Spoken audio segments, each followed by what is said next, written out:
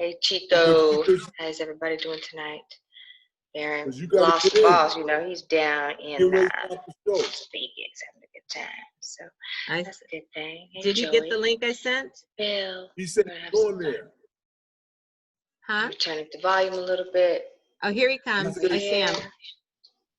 Okay. Hey, Bill. How you guys doing tonight? We're going to have a good show, guys. We got music, we got fun. So it's going to be a good time. We need some good times, right? So many other things going on in the world. I saw Mr. Charlie, then he went away. Community. You know why? Because I called him. He got to cut off. Let me get everything going, everybody. He got to cut off. So, hope everybody. Okay, I think he's there now. He's coming now. Hey. There we go. Mike. Jackie, you ready for me to go live with Facebook? Yes.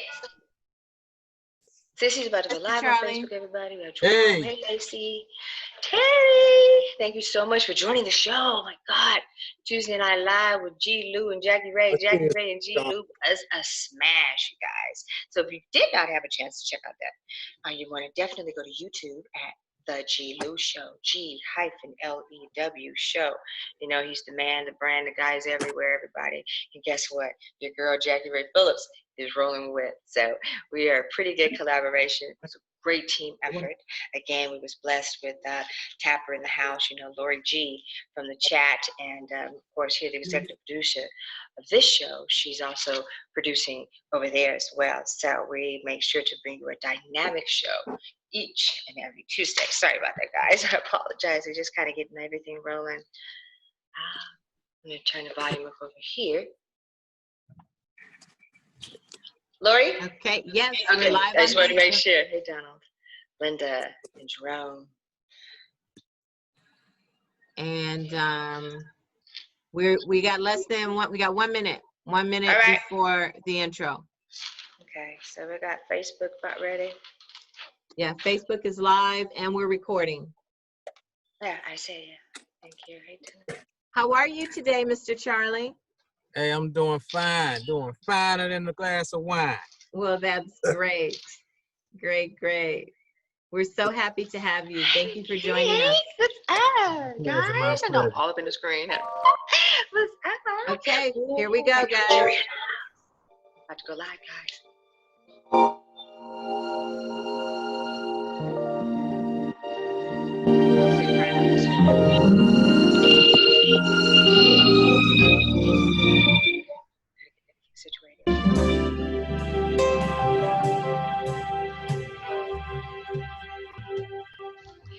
Good evening and welcome to the Poetry of Justice show with Jackie-Ray Phillips here on yikesradio.com and acceleratedradio.net. Now on the show, this is where social consciousness meets the arts.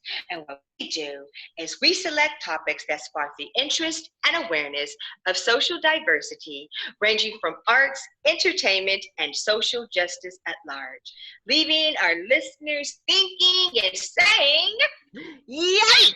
Radio.com. Awesome. And those are the sultry sounds of my mentor, the Mr. Kevin Nash. And Mr. Kevin Nash is the owner of Yikes Radio and Accelerated Radio. And I always give an honorable respect and shout out to Mr. Nash, because I say if it were not for Kevin and his dream and his passion to do what he so loves to do, I wouldn't be able to be so excited about what I so love to do, which is being here on the Poetry of Justice show. And then I love to get a very exciting shout out to Miss Lori Ray Fisher of Genji Productions and Entertainment Company, aka the Benefactor. How are you tonight, Miss Lori Ray Fisher? I am doing well. Very excited to have tonight's show, and here's some great music from Mr. Charlie. For sure, for sure. And then we're also going to give a shout out to our other sponsorship, which is G-Babies Catering, everybody. That is my nephew and my niece and their new business. So I'm talking about bakery goods. We have anything custom made, but I just want you guys to check them out because I can go on and on. But I want you guys to go to IG, go to Instagram, and I want you to check out G-Babies, GBABIES.catering, Instagram, guys. That's Chef Max. I need you guys to take care of that for me. And then I'll give sponsorship to the fabulous G-Lew show. Now, you know you can catch G-Lew on Wednesday nights, Westside Wednesdays. You've got Flashback Fridays. You've also got him on Saturday nights, the G-Lew Show podcast. And then on Sunday night, my personal favorite is OG Sundays with the fabulous Lowrider oldies. It's nothing better. You got an amazing cast there. You've got Hangster the Gangster. You got Big Floss the Boss straight out of LBC and the lovely, talented Miss Queen Jean. So I definitely want you guys to check that out. This guy's the king of Blog Talk Radio, and they're burning it down. But check it out. Burning it down so tough that me, your girl, JackieRay Phillips, had collaborated with the great G-Lew. And on Tuesday nights, guess what? Just live. So we just had our premiere show just this past Tuesday. And again, it's called JackieRay and G-Lew, G-Lew and JackieRay. And we are together on Tuesday Night Live. And we're streaming directly from his amazing YouTube following. So you want to check that out, the G-Lew Show, G-Lew Show. The guy's everywhere. I'm with him. So we rolling, and we're going to keep that train going. But look how this sponsorship thing is going. I also give love and respect to 93 Point Tweed FM-ism. Low rider oldies at their finest. You can check out Mr. Tweed Cadillac, ladies and gentlemen, and every Thursday night. He too is on Blog Talk Radio, but you want to check him out, tweedcadillac.com. And then I've got a couple more sponsors, and that is WMPJ Steelworks and APS Muscle Cars. APS Muscle Cars, guys. This has been an exciting time for us right now at the company. And what we've done, there's an expansion over here in Signal Hill. And what we do is we have a high-end restoration facility to be able to store your big girl and boy toys and cars. If you want someplace safe and you know it's going to be well taken care of, this is the guy you want to reach out to. Also, if you have a custom vehicle that you want to have made, or you know what I'm saying, if you want to upgrade something you got, or you want this guy to do something custom for you, at the end of the day, check out Memo, M-E-M-O, with APSmusclecars.com. Just check out the website. He's already got a great amount of inventory that he's working with. So if you see something fun you like, check it out, guys. So,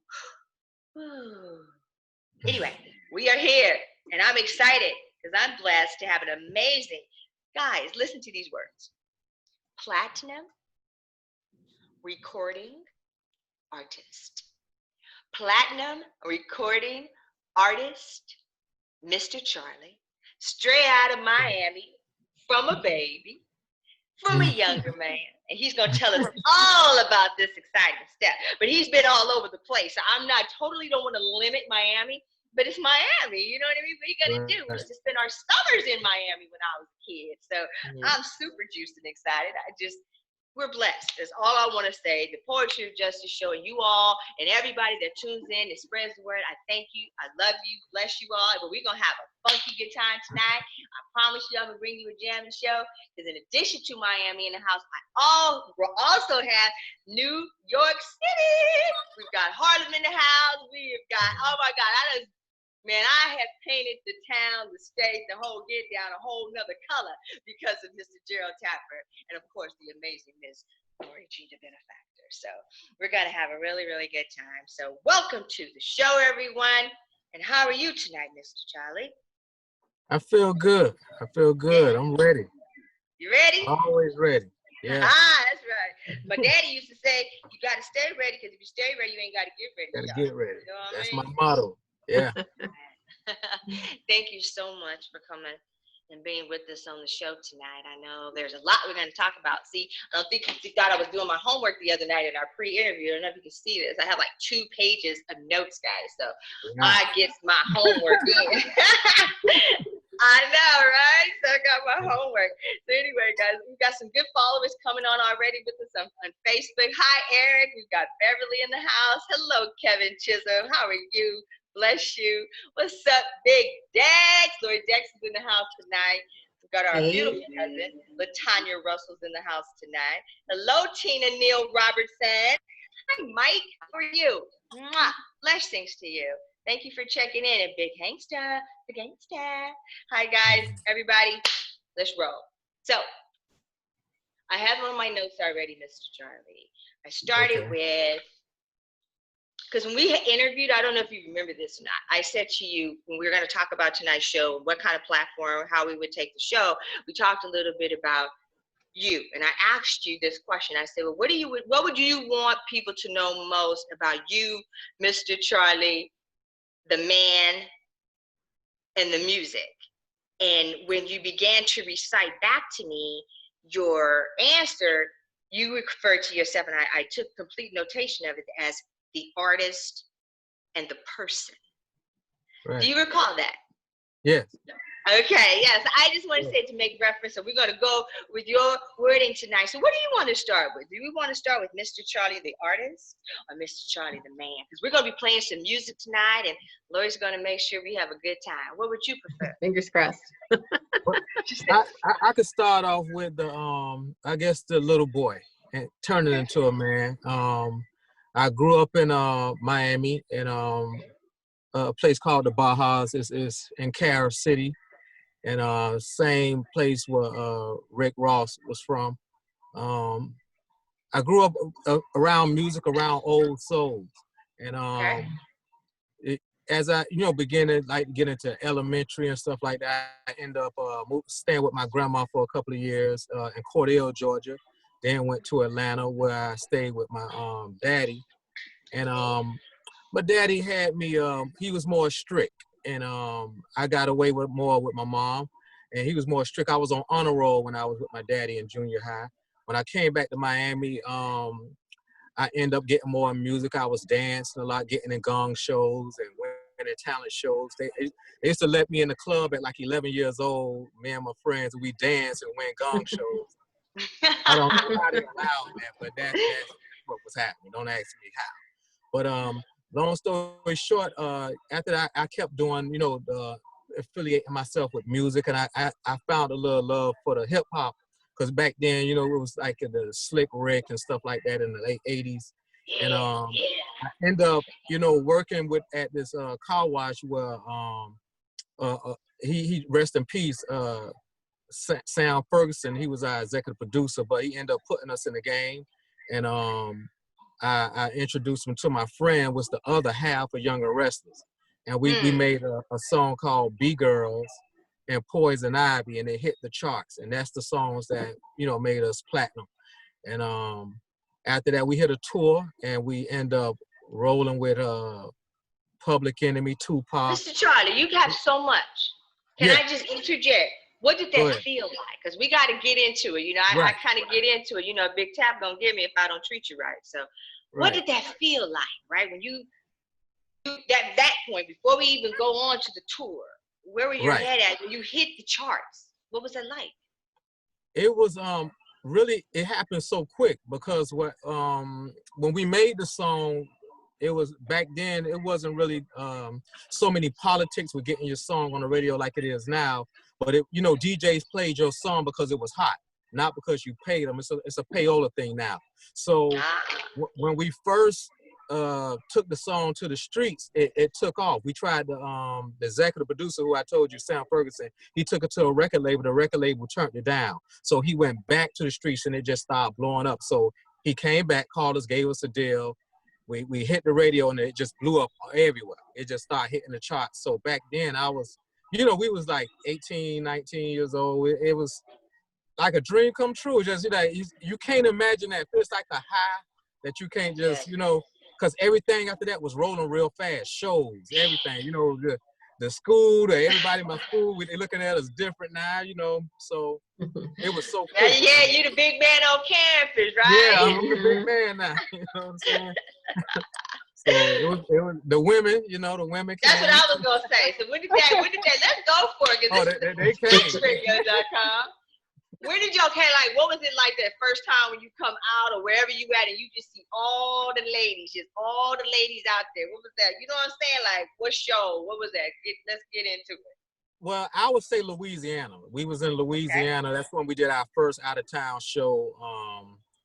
And it was just a beautiful thing to stick the mic in the crowd and have them singing every lyric, you know, and they just so hyped. I mean, it's just unbelievable. Like, you know, so when we got that, like, it's just like, man, we just felt like gods, you know what I'm saying? Like, and then to come back with the next single and it take off just as hard as the first one. So it was just, we started hitting MTV Raps, BET, and Salt and Pepper singing our songs. It's like, and that led into the tour, you know. So to go back with the piggyback on what you were saying, you know, that was the tour, and I think I explained this a couple of days ago. That was the tour that Heavy D Dancer died on, and we picked it up after that. And we was the first Southern group to tour with hip hop artists, which was rare and unheard of back then. You know, for down how do you south. feel that how do you feel that you all was able to break that barrier? That your group, which you was a part of, how do you feel you was able to break that barrier in terms of bringing Southern, you know, rap to hip hop? It was kind of so it was just surreal. Like, it was like a feeling, because it was, you know, we was just listening to Slick Rick children's story, like, you know, and then, you know, we were just listening to EPMD and Ice Cube, and now we're there with them, you know. So you got to imagine that was just it was a high, you know. So we just couldn't really believe it, you know. Right. Yeah. Lori G, I know I'm monopolizing a little bit. Did you have a couple questions, Mr. Charlie, about so far? Because I'm like super juiced. Exactly, I am too. I tell you, that had to be an incredible time, an incredible experience. And you were, I think I'm understanding you were relatively young then. Were you like in your teens? Right. Yeah. Yeah, we had just got out of school, and basically we dropped out. Let me keep it 100. I was gonna say, we dropped because the how money did you was handle coming, that? man. How did you handle the freedom and all of the attention? Do you think you had to go back? Would you do things different? Yes, because we was just running through money, man. We was young. We didn't really have no guidance. I didn't have, you know, I pretty much did. I was grown then, so my mother couldn't really tell me what to do with the money, you know. And we had people telling us, but you know, when you make a hit, then you make another hit, you think you're gonna always make these hits. Right. But you come down off that, you know, thing, and you realize you should have, you know, invested. You know, you start realizing all the things. But luckily, I was able to come back through the years with more songs that was hits. You know, and some people not able to do that. So I was blessed to come back, you know, with other songs. You know. That's good. That's real. How did it feel the first time you heard your song on the radio? Oh, that was you know, back then other people would hear it first, so the phones go to ring. You know, back then we had the rotary phones. It wasn't cell phones. It was, you know, so the lines was busy. Everybody hang up the phone. Somebody calling you. You're talking on the radio. There's some cousins and friends, and you know, so we turned there, listened to it, and you know. That was the experience back then. So it you know, we don't have that kind of thing now, like where you can, you know, back then, like I say, it was a rotary phone, so we couldn't get to everything like we wanted to. And people calling, you know, you had the busy line, but now you can get access with social media. So many things people can tell you now. So I got a wave of both of them, but back then, yeah, it was crazy because you know everybody was calling us. I can imagine. Like, I done blew up, you know? Yeah. Okay, when did you get the big hit? Or did you ever get the big hit? When did you know? Well, you know, I won't never say I got, but I let people come tell me. They always say I stay down to earth, you know? Okay. Because I always took people from the streets on the road with me, you know? So, you know, and whoever else wanted to come, we let them experience that love. I don't know if you see it in some of the pictures that we had. It's a lot of friends was with us, you know, so they rode with us through that experience, you know. That's beautiful. That's beautiful. Yeah. Anything? Because I still do. Yeah, you know, I'm curious, and I don't know if this is jumping ahead a little bit, but where did the name Mr. Charlie come from? It came from my granddaddy, rest in peace. Oh, okay. Back then when I first started off, I was under a group name called Young Arrested. 1995, I went to a name called The Real One. That was on LaFace Records with Usher and Outkast. That label what LaFace had, and L.A. Reid. and I changed my name to the real one. So after that, I was like, I didn't really feel comfortable with that name, and I was like thinking, and I was just I was staying with my granddaddy back then, and you know, he was like, his name was Mr. Charlie. You know, everybody say Mr. Charlie, Mr. Charlie. I was like, that's a cool name. I'm gonna use that. You know, so I just stamped that. You know, like that's gonna be my name. All right, cool. That's great. Yeah. Hip hop. When did you fall in love with hip hop, Mr. Charlie? What song? Where were you?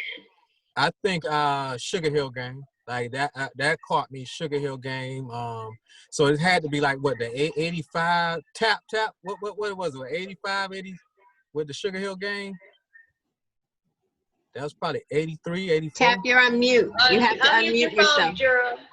How you doing, everybody? Yeah, Charlie, that was 19, what? 83? That may have been 83, maybe even before that, maybe 82. Okay, you know, I don't know, but yeah, that I'm was the first song you. that caught me. You know, the Rapper's Delight. That's when I fell in love.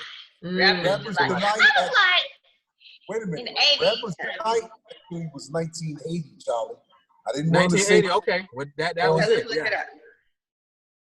You want me to look it up, or do we care? Yeah, look it up. All right, let's do it. It might have been. Look at who knows out there in Facebook Definitely world. was the 80s. Rapper's Delight. When did Rapper's Delight. Okay. I'm on it. Rapper's Delight release dates, guys. Let's do release date. Let's see. Rapper's Delight release. Single by the Sugar Hill Gang. Wow. January 1, 1980. So that was. I got 1979 was the release date. 79.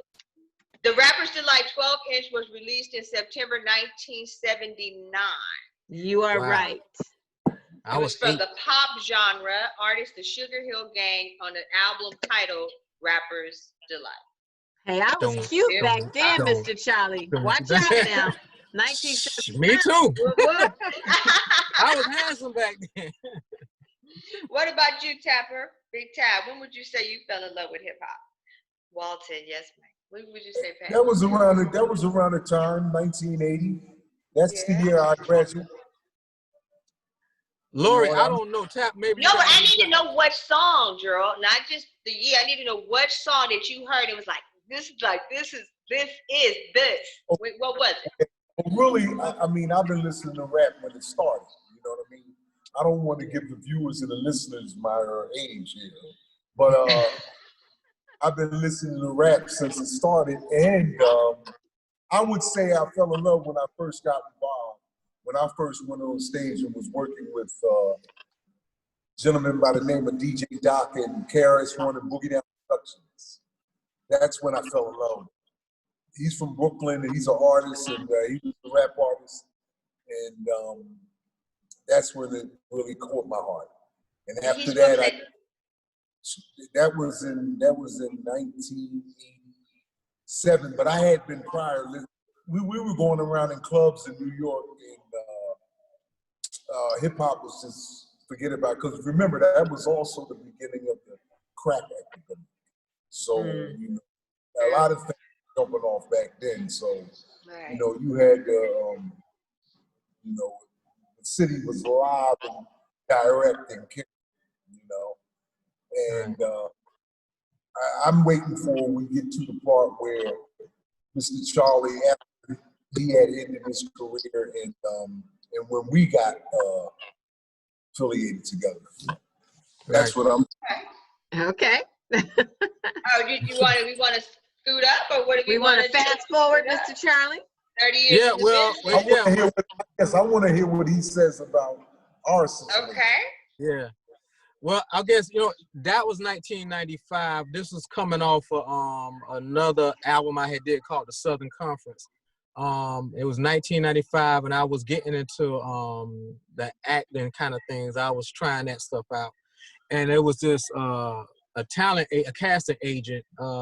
We got a good rapport with each other, and he called me up one day and said, "You want to get in the Eddie Murphy movie, Holy Man?" And I was like, "Yeah," you know. So he hooked me up, and I was on the scene, and just, you know, I was always business. So I took my CDs and everything, you know, with me, and tapes and everything. So I said, if I meet anybody famous, I'm gonna just give them my stuff, you know.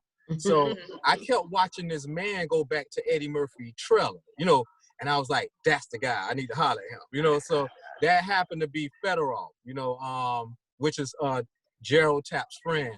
So I caught him coming back, and you know, from the set one day, just hey, I need to talk to you right quick. I need to get my tape. I know you're busy. Just listen to it. That's all I need. I give you $100. I would say anything. You know, exactly. He's like, no, I don't want your money. And so he took it, and he went back when we had a break. He went back in the trailer and listened to it. And he said Eddie Murphy walked in and said, "Who's that?" And he told him it was the dude out there. He said, "It sounds good." So he liked it a lot. He came back and told me how much he liked the song. And he said he's not really into the entertainment business, but he mentioned that Eddie Murphy's brother and his friend Tap. What was Eddie Murphy's brother name? Vernon Murphy. I guess he called Gerald, and Gerald ended up calling me, you know, very hype. You know what I'm saying? Like, because the song was Bad Mother. You know, I don't want to curse, but that was the name of the song. And that's the song you heard, Tap, and you called me like, hey, we're going to get you a deal. We're going to do this. We're going to do this. You know Tap. You know Tap. Yeah, he made me feel like, I was like, boy, I'm on. You know, we're going to fly you up to New York. And he did everything he said. And, you know, we went up to New York, and, man, it was one of the best times of my life, man. We know we hit the clubs and everything. And I don't even know what happened. We still don't know what happened to this day. But when I went back, we just drifted apart. I ended up getting into a lot of street stuff, and we lost contact. So years went by. Then, you know, Facebook and MySpace, all this stuff came out. And I always thought about him and Federoff over the years. So something told me, like, maybe he got Facebook. So I tried to look him up on Facebook, and he wasn't on there then. And I tried a couple years later, and I found his name, and I hit him up. You know, it took you about a week or two because you wasn't going on that page. I was on the wrong page. Yeah. Oh, okay. So I'll let you take over from there, Tap. Yeah, love it. So when he got back, you know, I was kind of weary because, you know, you don't hear no one for that many years. You're thinking that, oh, there's no way he can still be hot like he used to be, because he was amazing. You know, it was like he had us going back then. But, you know, all these years had passed. And he told me, Tap, you know, he told me he was still involved and blah, blah, blah. And me, myself, I was doing very well. And, you know, I had several artists and things was going on. I was doing entertainment, sports. I was doing a lot of things. And, you know, if you're good, you're good. I'm going to take you on if I feel as though you know, have potential. Charlie let me hear. Oh, it was... Mr. Charlie let me hear his demo during the discussion after I was like, you know, just trying to, you know, just reminisce about the good old times we had, because he had been to New York. We became friends. It was more than just business. It was friends. Yeah, yeah. But when he let me hear that tape, I said, wait a minute, this ain't you, man. Me and my friend, I have another friend from Philly. We were sitting around, and he was also involved in the first years that me and Charlie was together. We were sitting around. I said, you know, guess what? I ran into Charlie, and we was talking. He's good, and my man, he's still doing music. You believe that? Blah blah blah. And I said, here's the tape he gave me. We couldn't believe it. It was like, that was it. I said, I have to work with you again, and. Not only that, he's been like a brother to me. He's like a little brother.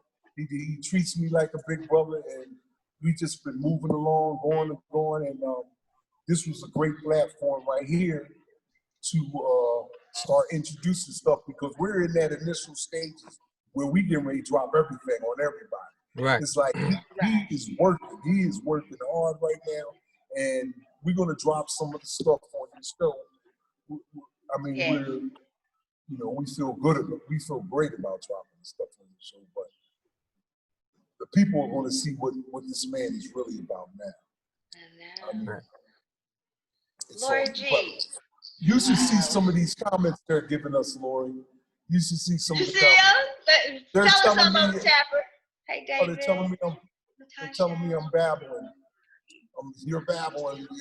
Hey, cousin. Hi, Kathy. Guys, we've got some amazing activity going on in Facebook too, guys. So just, yeah, great night. I'm sorry, Tab, forgive me. Go ahead. I was wondering, are we going to have the pleasure to play some of his stuff tonight? Yes. Yes. Lori's going to be working on that. We're going to definitely play some Mr. Charlie stuff, guys. So hold on to your butts. Okay. Also, Lori, yes. the next part, we kind of got a little sidetracked a little bit, but I want to go back into Charlie the artist. Yes, okay, please do. Yeah, we got Charlie the artist. Yeah. So back to Charlie the artist. What happened was over the years, everything I saw, everything I had been through, as far as relationships and everything, and I had my ups and downs and those. I end up having a lot of kids in the process of just being, wild out there and going about things the wrong way. So, and I wasn't too proud of a lot of the things I did, and that's where the song Charlie Blues came from. Of me just like, it was more a repentful song saying, I get it now. But I also wanted to display with this new album coming out with who that character was back then, everything that he saw, everything that he'd been through. So those are what the songs are going to be about, just a character of who he has been through the years. That's Charlie as the artist. What inspires you to write, Charlie? You know what I'm saying? What are some of those inspirations? Where do you go when you're actually creating your work? Like I say, I think I grew up on like the Al Greens, the Richard Pryor, and all these things. Like I was just saying, those are the things that motivates me. The humor, the love. I watched the movie The Notebook. It's just like all kind of things that's, I seen is inside of me that makes me write the way I write. Everything I've been through, whether it was a fuss, fight, love, lights off, water off, all of that pain, all of the laughter, all of the joy comes into Mr. Charlie the artist. The pain, did you hear that, Mr. Charlie the artist? Right. Sometimes, I know. I was just wondering. Yeah. I appreciate Lori G. Did you want to see if we, because I'm like ready to get into some music, but how do you feel, Mr. Charlie? Did you want us to wait a little bit? Lori G, I see you over there moving. I'm trying to make it happen, Captain. It's on you guys. Y'all want to hear it, and we can jump back into, Yeah, we can go back and forth. Let's just have some fun. Okay, let me see. Keep your fingers crossed, guys. Okay. I'm gonna do my best here. Hold on one second. Hey, Mike. Hi, David. We got amazing everything going on Facebook. We got Mr. David Hall. Mike Jackson. We're gonna try it out, you guys. Listen in. You can also check us on Zoom, on my Facebook. Here we go. Check out the Zoom, guys, if you want to check it out too. We're on my Facebook page. That's the one was on the movie soundtrack. Let's Touch. Lori's queuing it up, everybody. Hey, Monique, what's up? How you guys doing? Thank you for joining me, guys. We've Lori's kind of queued up. You see video footage. Let me show you guys what we're doing. See? That's the movie 21 and Over. So this is Mr. Charlie's work. This is the film 21 and Over. Mr. Charlie, everybody. Platinum recording artist. Poetry to Justice Show. JackieRay Phillips on YikesRadio.com. And Accelerated Radio. I don't hear the music, but I see the I see it, Lori G. We might have some technical difficulties. Let me call y'all. Let's see. Oh. Okay. So you got audio. I see video, but I don't know. Yeah, you guys don't hear it. Can't hear it, no. Hold on, everybody. Hey, David. So we're gonna check it out. We've got video. We're working on our audio. Wait till you hear that joy. Thank you, Duke Harlem. Hey. You know what? So can you guys hear now? No? But I could probably just, right now, I could, you want me to play it from my phone? If you could send it to me? And it said, howdy. No, we can't hear it, Lori. Okay. I am so sorry, guys. I don't know. I'm running it through the share. Let me try to get it on my speaker here. Okay, guys, hold on to your butts, everybody. We're gonna make it happen. I think. Hey, Mr. Charlie, what's the name of that song there? Hey, Eric, how are you tonight? The one you had on the screen? Uh-huh. That was Let's Touch. Let's Touch. Let's Touch. That was in the movie soundtrack, 21 and over. Okay. I am going to see if our engineer is able to run it through his system. Yeah, we have Dante do it. Charlie, I never heard that. Yeah, that was on the movie sound. I think I told you about it, but you fell in love with the other song so much, you probably forgot about it. I'm excited. That's it. I hear it now. We can hear it. Y'all hear it? Look, it went off. Come on, Dante. It's just low now. He said for all of us to mute. Everybody mute. Oh. How do I mute? Okay, mute. Oh.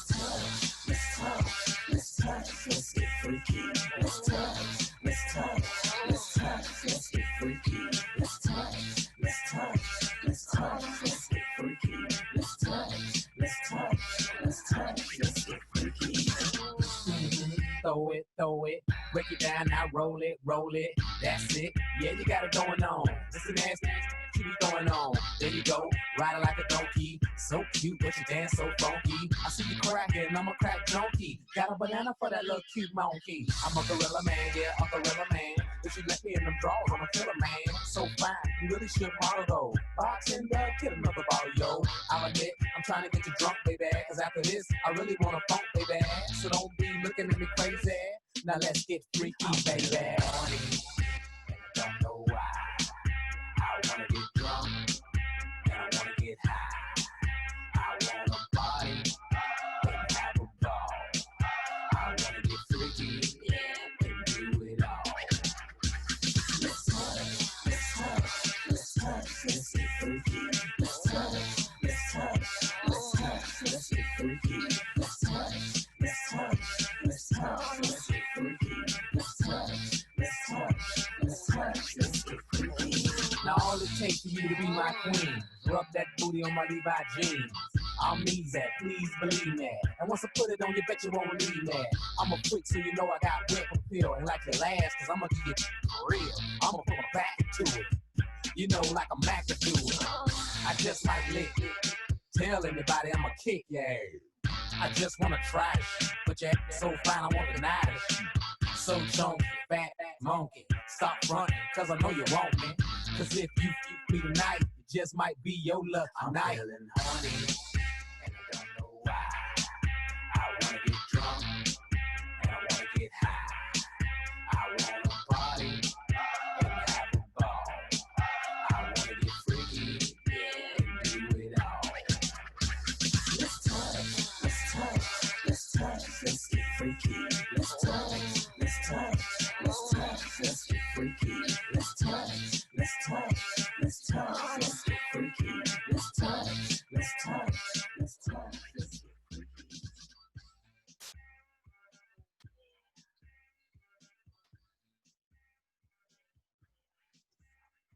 All right. Okay, everybody, I think we should unmute. So tell us Can you give us the name of the film again? Yeah, I just want to put it in for our Facebook followers. Hi, guys. Okay. What's the name of that, Mr. Charlie? Let's Touch. What's the name of the movie again? Say it again. What's the name of the movie, though? 21 what back? 21 and over. Thank it came out in you. 2014, 2013, 21 and over. 21 and over. I just want everyone to know what soundtrack is on. Yes, it was like a little comedy movie. It was, yeah, that was the soundtrack, 21 and over. Yeah, thank you, thank you. Yeah, Dex, look, I got big Dex in the house. You know Dex. Dex said he liked that song, Mr. Charlie. He said, yeah, he Appreciate can that. skate to that. Appreciate it, Dante Dex. says he loved that movie, Mr. Charlie, our engineer. He said it was Yay, Dante. hilarious. He Yeah, said it was he loved funny, it. real funny. Uh-huh. Yeah. That's a great one. I love that. Yeah, He David did. Hall, he's also in the house. He said he really likes that. So cool. Hey, Appreciate Jerome. Hi, Joey. What's up? Good to see you.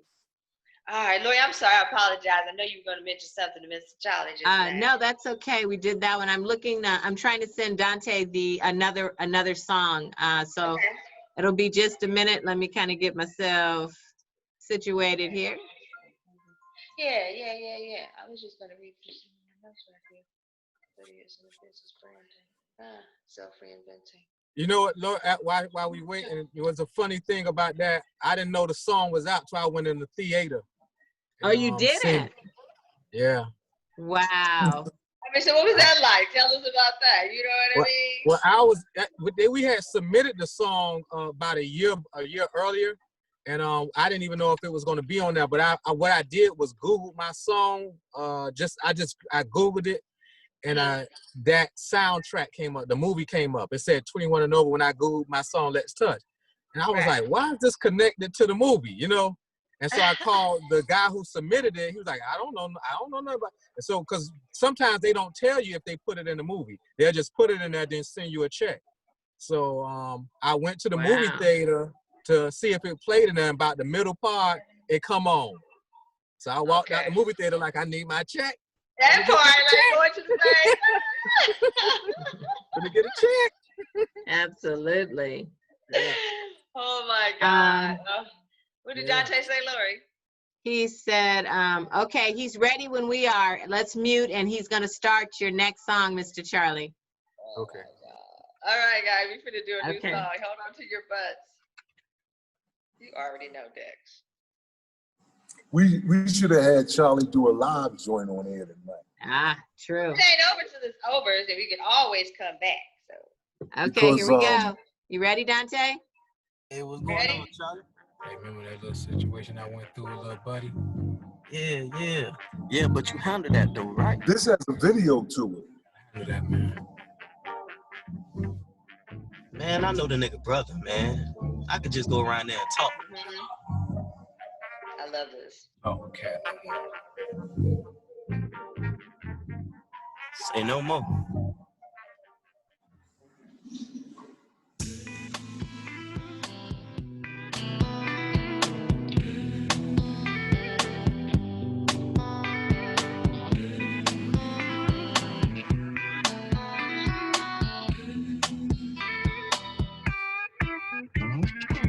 Father, I need your help.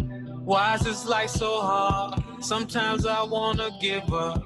Man, I swear to God. But I think about my kids. I change because they need me. My girl think I'm cheating. Lie so much she don't believe me. Lord know I fucked around. I fucked a lot of hoes. I gamble so damn much. Don't ask cause I don't know. I played a lot of games, and sometimes I got played. Just wanna thank you, Lord. I know I could've had AIDS. I know I could've died that day that I got shot. You never gave up on me. Lord, you all I got. I just wanna win. I'm waiting on my break. I'm trying to have some patience, but damn how long it takes.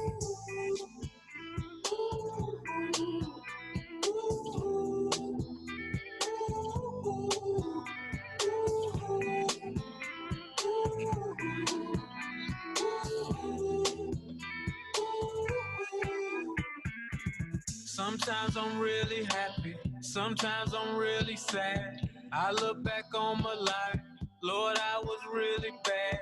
I hurt a lot of people, I was so damn evil. I guess I'm repenting. Oh Lord, I need you. I guess this is karma. Guess I fucked up my blessings. Lord, I learned my lesson. I just wanna stop stressing. I see why people drink now. I see why they get high. See why they wanna give up. Slit their wrists and die. Man, this life is hard. It's like you just can't win. I can't trust my family. Feel like I have no friends. I ain't seen my daddy. I just wanna hug him. Just don't get along. But I really love him.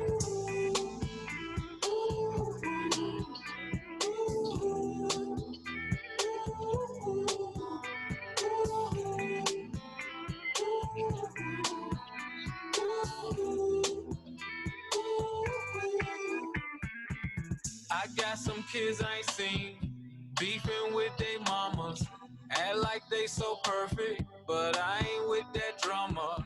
I just mind my business, I put that in your hands. One day my kids will grow up, I hope they understand. What happened when you leave her? Realize that you don't need her. They used to kiss against you, but they ain't perfect either. That's why I miss my granny and my granddaddy too.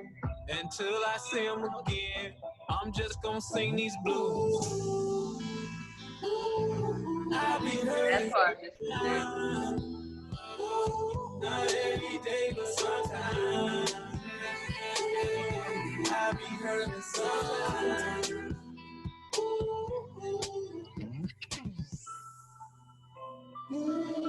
I'll be hurting sometimes. Not every day, but sometimes. I'll be hurting sometimes. Hey guys, from our Zoom room, we have Duke Harlem that says, listen to the lyrics on this one. First time I heard this, I cried like a baby, but kept playing it over and over. This brother went in deep on this joint, exclamation mark, exclamation mark. He also says, what? This needs to be played in every hood in America, especially in these times. Word up. I agree. Duke, again. Appreciate that. That's love. That's love. Appreciate it. Absolutely. Yeah. Shout out to Duke in Harlem. Yeah, Duke. Duke of Harlem. Woo-woo! Big shout out. And Charlie, Mr. Charlie, you have a question from one of our listeners, Kristen Fisher. She says, they're using your song in the movie, which the movie was pretty funny, but do you receive royalties or was it a one-time play? No, we got residuals on that. I still get checks from Billboard and everything from that. We get our royalties and publishing on that because I wrote and produced it. Yeah. That part, yeah. So that last song, Mr. Charlie, what was the inspiration for that?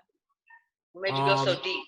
So deep. Like I said, what I've been through, realizing that I taking responsibility for a lot of actions I took, and even things that happened to me. I just wanted to let it all out. So when I heard the beat first, and when I made the beat, that's what it told me to do on it. And then when I let my nephews hear it, because I was getting ready to put another single out, when I let my nephew hear it, he was like, "No, that's the single. That's the single." And everybody let hear it after they like put that one out. That's, I guess pain is relatable everywhere. People can relate to pain. I'm sorry, Big Tap. What do you think about that when you hear those pieces and when the two of you come and your work together? Where do you go?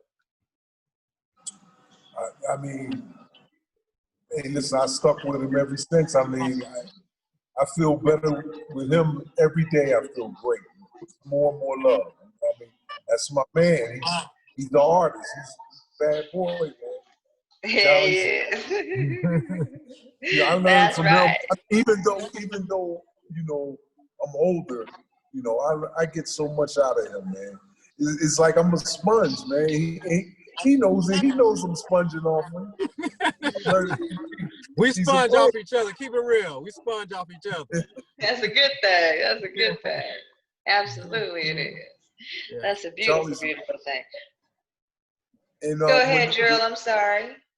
When he finishes these video, he's doing we're doing this compilation, and we're also doing a project for a publisher.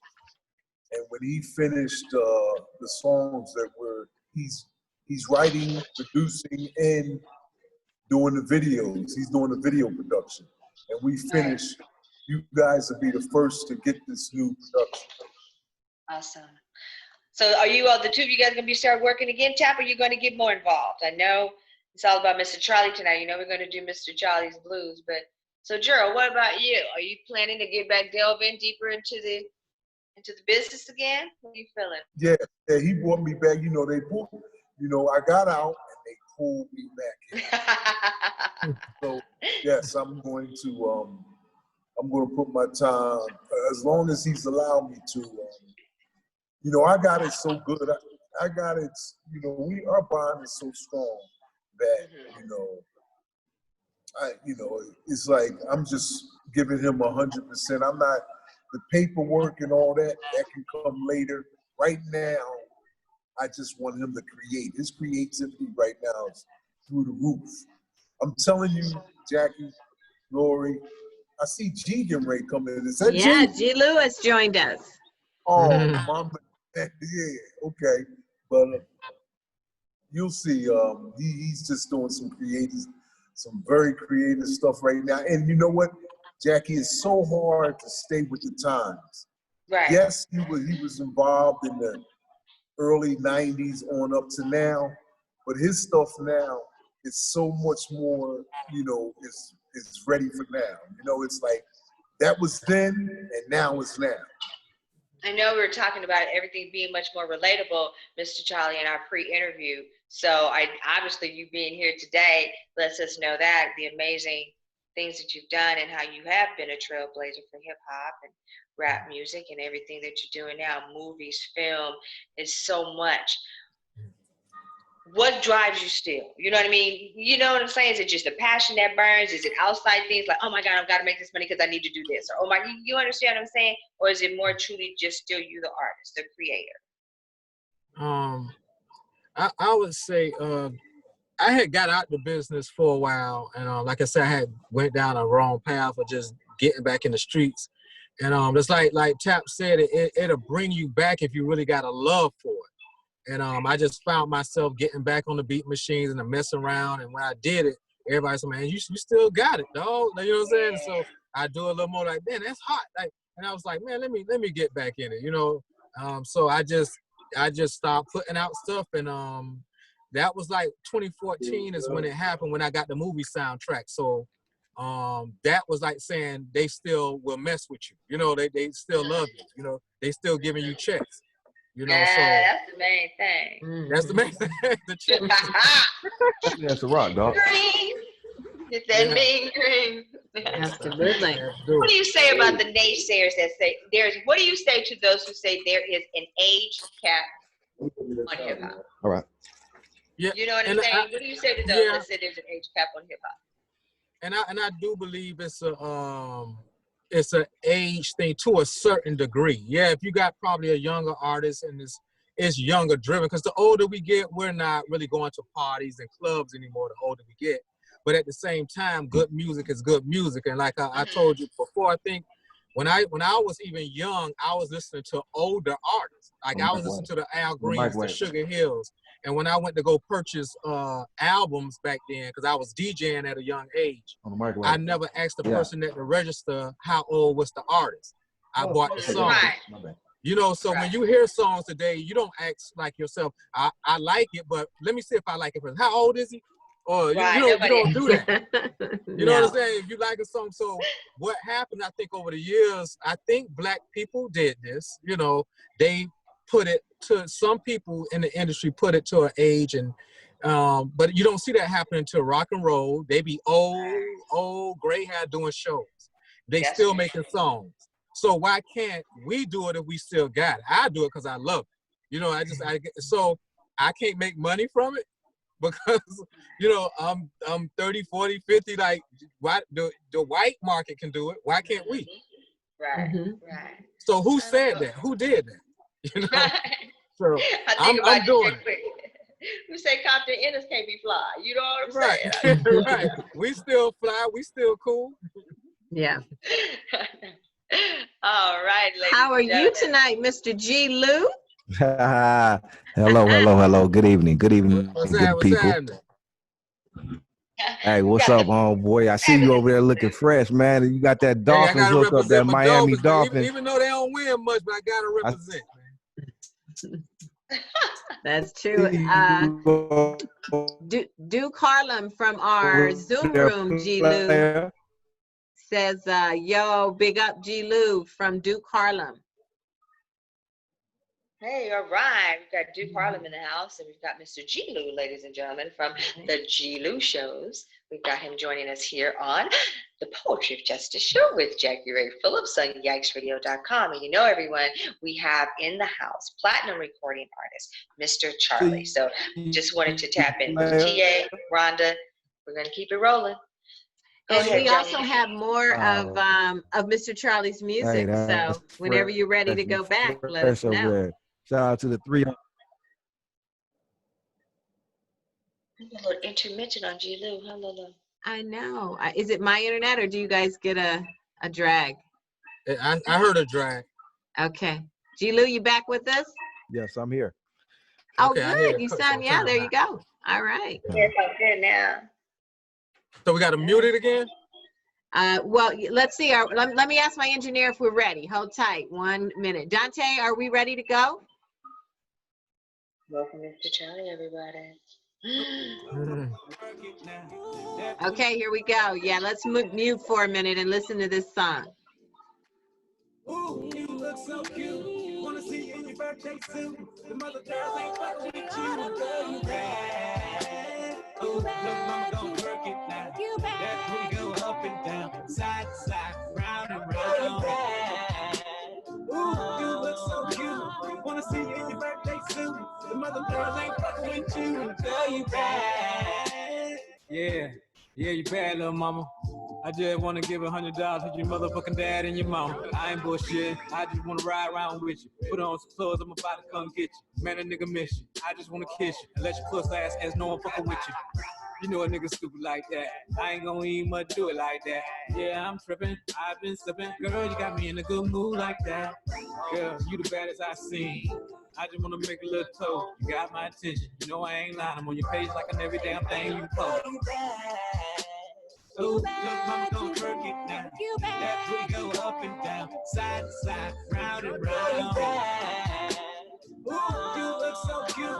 Wanna see you in your birthday suit. The mother girls ain't fucking with you. Girl, you bad. Ooh, look, mama gon' twerk it now.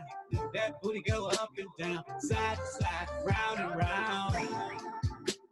Ooh, you look so cute. Wanna see you in your birthday suit. The mother girls ain't fucking with you. So sexy, where you on the conversation. Don't do much out the other girls hating. Got you on my line, don't leave me waiting. You bad, you bad. You find my own thoughts turn to you. Make me smile every time you come through. Can't even lie, whole body is the truth. You bad, you bad. Girl, you bad like an MJ song. Still so fly with some sweatpants on. Look so good, no makeup on. You know how I feel when I sing this song. So damn bad, straight perfection. So natural, I just can't help it. Got that vibe, I feel connected. Just can't stress it, I just can't stress it. Girl, you bad. You bad, you bad, you bad, you bad. Girl, you bad.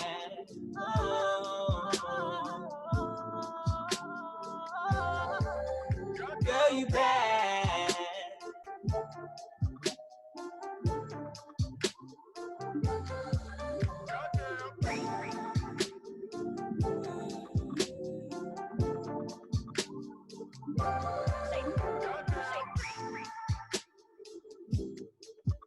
That's it. That song's still in production.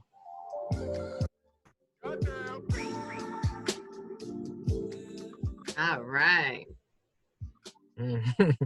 Yeah, I like bad. that, Mr. Charlie. Yeah, that's nice. I like appreciate that. It. I like that one. I like that one. Sure, appreciate it. So what was the inspiration for that, Mr. Charlie? I've been bumping that already. Charlie. That's what's up, man. Yes, sir. Just fine, bad women. They just, you know how y'all. Do you love the ladies, Mr. Charlie?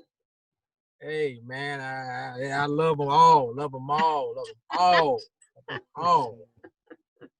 That's a whole nother interview. It's a whole nother show. Whole nother interview. You're muted, I Jackie. heard about you, Charlie. You're muted, last name ain't Wilson either. Nah. I heard about you. I said we gonna have to bring that one to Tuesday Night Live, y'all. So yeah, you got to come to Tuesday. You got to come to our show on Tuesday night. Mr. Charlie, you got to come tap in with us. We can get on a whole nother level. You know, we keep. Oh yeah, I got you. I got on the Poetry of Justice show, we keep it. You know, we keep it. I know. But over there, I can bring the parental advisory. Yeah. Bring the exes. Yeah, get a little nasty. I just felt like I was at Marla's, Lori, on a straight reel. I felt like I was at Marla's. I was having flashbacks, drinks. No. You had your dollars getting ready to throw them out, huh? Thanks. Yeah. So you got to come holler at us, man. That's for sure, man. We're going to hook it up. Down with us. Come sit down with us, dog. That's right. Anytime. Yeah, chop it up. That's real nice joint from the Facebook world, Mr. Charlie. We've got Dexter King in the house. He said that's about to be his whole new anthem right now. He said that's the shit. He said that's that Berkeley suit. Appreciate it, Dex. Appreciate it. You know it's Much Dex love. ass. And David E. Hall says that he got the flow on that one. But Rhonda Gant, Humphrey, I've known Rhonda for several years. Bless you, sis. Rhonda was stating that the question is can you put an age cap on hip hop? Dex said, hell no. Fabulous G-Lew. What do you think, sir? No, you can't. You can't. Some of your greatest, I mean, to me, are older. I mean, that's just like Charlie said earlier. That's just something they do with hip hop, and you know, we don't understand why. Nobody understands why it's done, but somehow it is done. But no, that don't mean anything, and we don't have to follow that shit. It's like some of your best music may come when you're older and you're wiser. You know, you're not just talking any, you know, because you know when you're younger, you're talking that shit. Now when you're older, you can speak some knowledge and wisdom and some good shit still to rhyme to a nice beat and all of that right there. You can really get you some understanding. You feel me? So it's a beautiful thing to be mature in the game, man, and know what you're doing and not know the full spectrum of everything. And now you can understand, appreciate it better, and make great music. People just got to open their ears a little bit bigger, man. You know what I mean? And tap in. That's all you got to do. You may find a gem up in there, man. You know, my man over here, he got some gems over here that he's dropping over here, man. He's a wise, mature man. Right. He's been through that, all the way through there, man. So, Mr. Charlie, man, he got something for you, man. So, it ain't no age limit on hip hop, man. It should never be. You know what I mean? We got to keep on doing it. If that's what you love to do, and you can make some good stuff, man, make it. But you know, if it's bullshit, you that's the thing though too. Some people want to separate and say, it's an age limit, whatever. You know, they may have some bullshit. If you got some bullshit, bullshit is gonna stink. So that's just what that is. You got some good music, it don't matter no age. Good music is good music. Period. Point blank. Mr. Charlie, y'all. Everybody know good music is good music. Yeah. I know what else I want to bring up. I forgot his name, but it was a song called "The Double Dutch Bus Coming Down." Yeah. You remember that? Yes, sir. Absolutely. That dude was 40-something years old when he brought out that song. Wow. If you go back and watch the video, he's an old man. Wow. Doing that song. Yeah. He's from Philly. Okay. He's from my hometown. Oh, yeah, you know he was 40-something. I didn't know that. Google it. I'm about to Google it right now, y'all. Hold on. If you listen to the song though, you could probably kind of tell he wasn't no young boy. You know, right. He had a D double Dutch, but so that was the jam though. And the story on it, you know he wasn't no young boy. Nah, he wasn't no young boy. Hey, and they wanted to give the song to somebody younger, and he didn't want to sell it to nobody younger. He did it himself, and it blew up. So all right, ladies and gentlemen, we have Mr. Frankie Smith, Double Dutch Bus, release date, released was 1981 on the Double Dutch Bus album, and it was an R&B soul genre. Record label. Some shit we don't know. What label was it? Do it count his age? Let me see. Lori, do it count his age when he did it?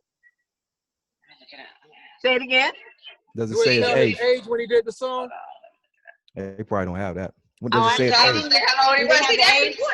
No, hell no. Let's see lyrics, listen, artists. Yeah, they probably not gonna say that, Charlie. They didn't say the age, Charlie. Right.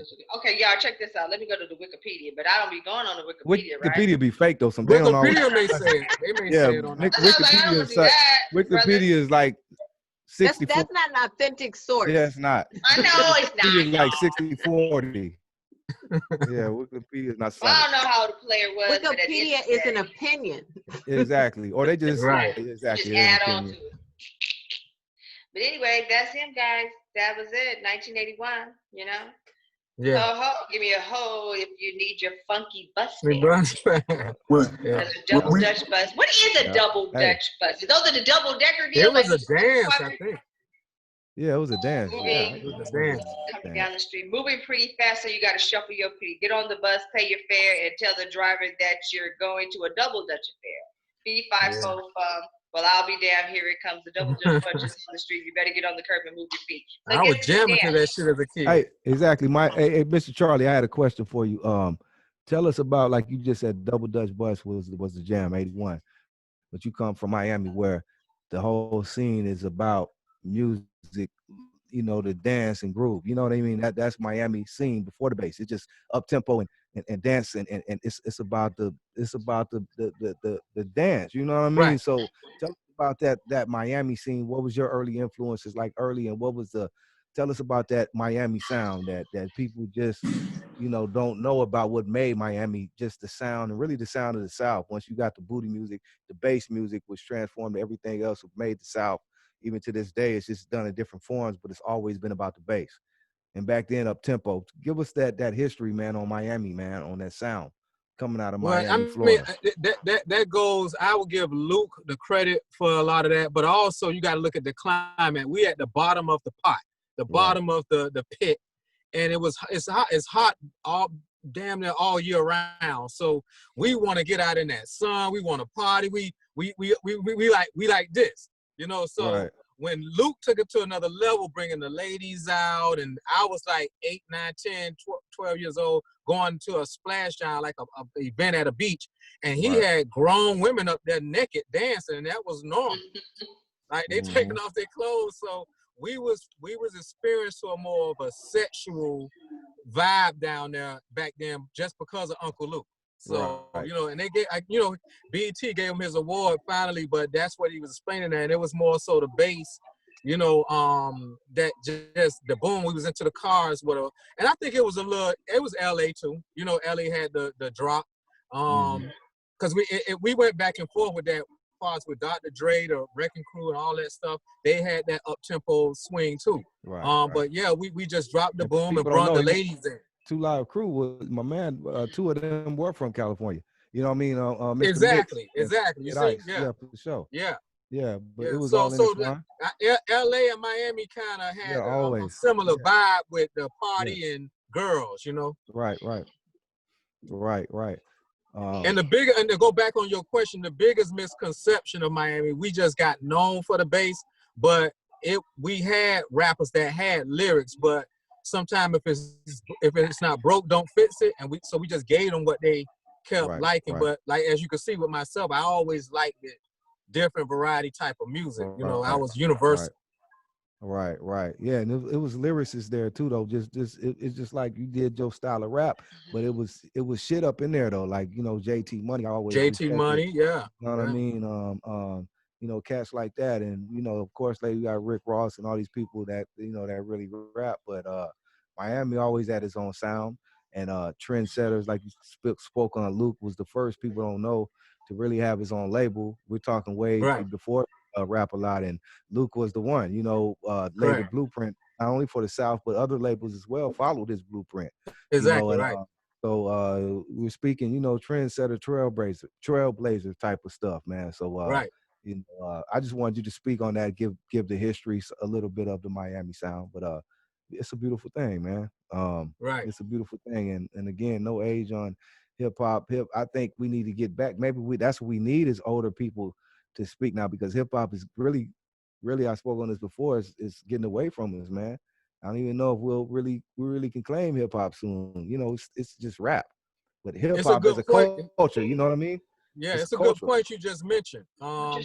you know, back in the days, you had choreographers, you had, back in the labels, they had all kind of people within the label to help the artists. You had people that teach them how to do interviews and teach them this, A&Rs and artist development. So a lot of that stuff got taken out of the labels. So these younger kids, they just doing what they want with no direction, no guidance. None. They just come off of YouTube. If they hot or whatever, the label will sign them. Exactly, right. You don't know what you got. Just rolling dice.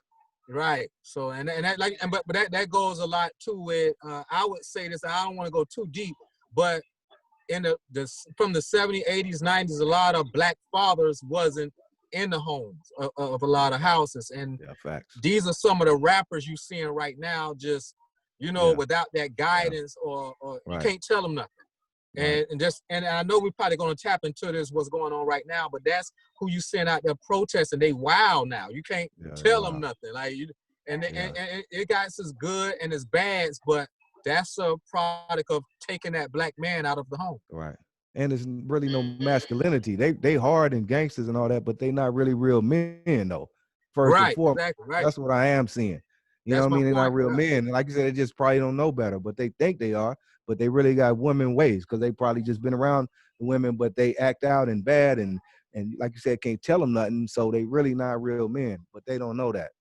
Exactly. You know what I mean? That's why they'll just pick up something and kill somebody in a minute. They don't know how to fight. Exactly. But that's a whole nother story. Yeah. We go down for sure. We're gonna go down. And what you saying? G, I have a question for you, G-Lew. With your rap career, the dichotomy between, because you have both, very similar to Mr. Charlie, but you have the experiences of being bred with LA, you know what I'm saying, with your hip hop career, as well as Florida and Atlanta. So can you give us your version of what that looks like? Oh, it's a beautiful thing because I've always been able to do, like you said, it's diversity. So I can get into all those different realms and understand all of them. You know, if I'm in the South, like, you know, I understand what's going on, you know, out here, and I'm in the West Coast, that's my heart, so that never leaves me, and I'm always in context where I know what's going on, but I could converse and move around and be in all of those realms and bring them to everything that I do and can be privy and aware of everything that's going on and spoken about. So like right now we're talking about hip hop. I could tell you, I could get in a conversation with somebody talking broad hip hop and stuff you may have not even heard before, know these artists, but I know what's going on. So I'm able to do that, and it's a beautiful thing, you know, to be able to do that and just stay in tune with everything. That's what I make sure I always do. You know what I mean? I may not have to like or deal or bump this stuff or deal with it, but I'm in tune with most of everything going on with the hip hop and the music, because that's my job, and it just comes natural. So yeah, that's a blessing to be able to have all of those different elements mixed in with what I do, from the South to the West, you know, and East Coast, all that, because especially if we're talking hip hop and music, that's in me. I could talk music with anybody. You know what I mean? Anybody. We're talking old school hip hop, R&B, whatever you want to do, we could talk about it. That's all right. Thank you so much. I hope that answers your question. Yes, sir. Mr. Charlie. Big Charlie up there. What's up, Charlie? What's happening? So, what's next on the horizon for Mr. Charlie? I know you've got this amazing piece you just did. What else is in the works for you before we kind of navigate the shift into a current event style scenario? Okay. I'm trying to shift it to more of a visual mix with the music, because it's one thing hearing it, but having a visual to go with what you're saying, I think it relates with, can connect with the people a little better, to bring a visual to it. So I invested into a red camera, a good quality camera, because it was a couple of people did some movies in Miami, but I ain't like the quality. And I say if I get into it, I want to do it right.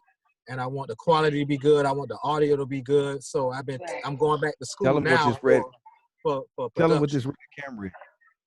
Let them know what that red, because they may not know, man. We say, say it again? That red camera. Yeah, the red camera is a high-end cinema photography camera. And it's Netflix approved, because Netflix don't even accept certain cameras, but it's a high-end cinema photography camera, and good quality. So when you see it, you know you're looking at something of good quality. That part. Yeah, I don't know if you mean the price. The price is expensive. They range from 19,000 up to 80 something thousand. So for me to invest in it, I got to take it serious. So I'm also going to school now for it, you know. Okay. That must be really exciting, and then you can bring it all together. Wow. Right. Okay, now you know, Mr. Charlie, this is the Poetry of Justice show.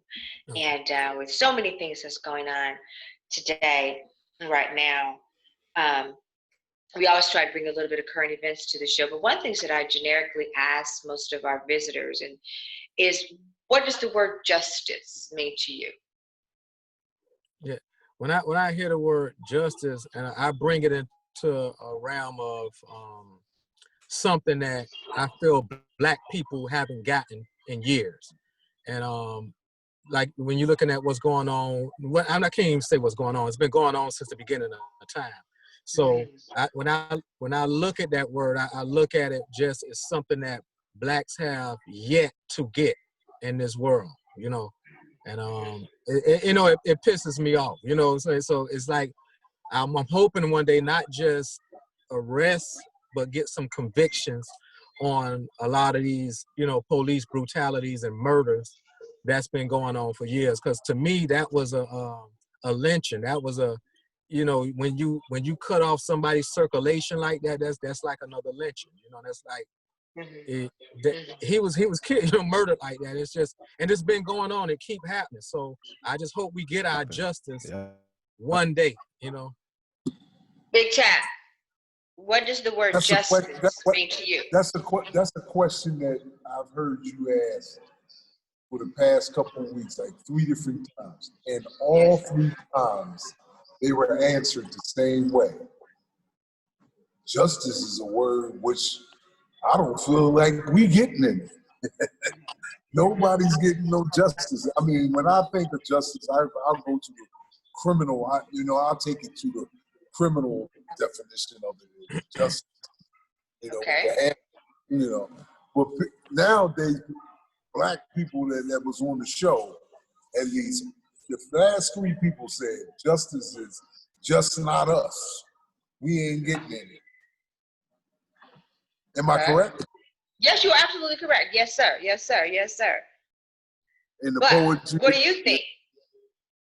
I think when I think of justice, I think of basically what Charlie said.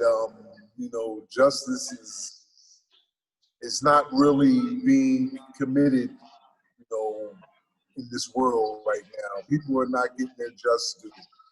They are not getting it. And going back again, the youth is taking their justice. They're not getting it, they're taking it. Wow. You know what I mean? Okay. So, what do you think, Lori G? I'm sorry, my grandson is about to join the show tonight. Yikes! The G, baby. I think, you know, I used to think when I would think of justice, I thought of fairness, right? I think over the past, year, Jackie, I think you've been asking that question to people who visit our show for almost a year now. And now when I hear the word justice, it's synonymous to me with the word narrative.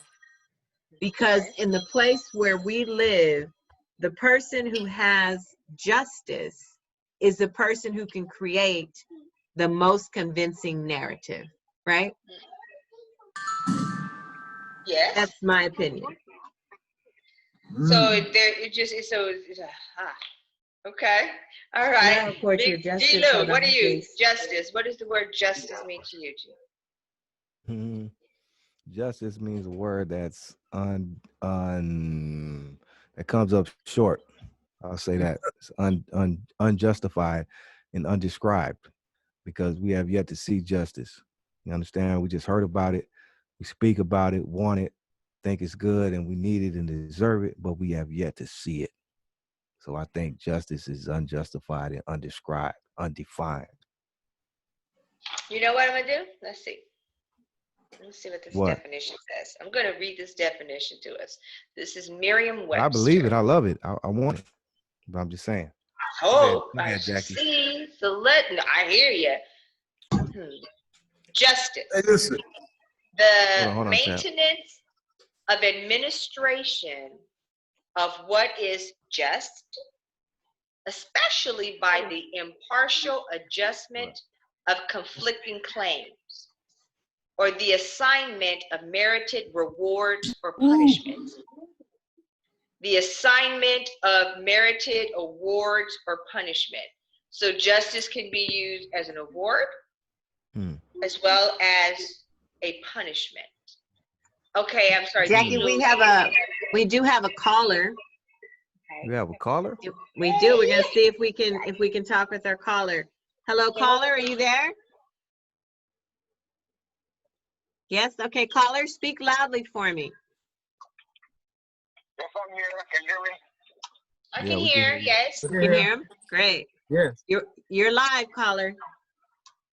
Okay. Speak on it. What do you want to tell us tonight? Who are you? Caller, give us your name.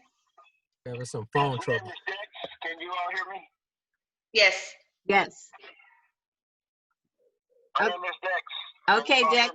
Yeah, Dex, what do you have to tell us tonight?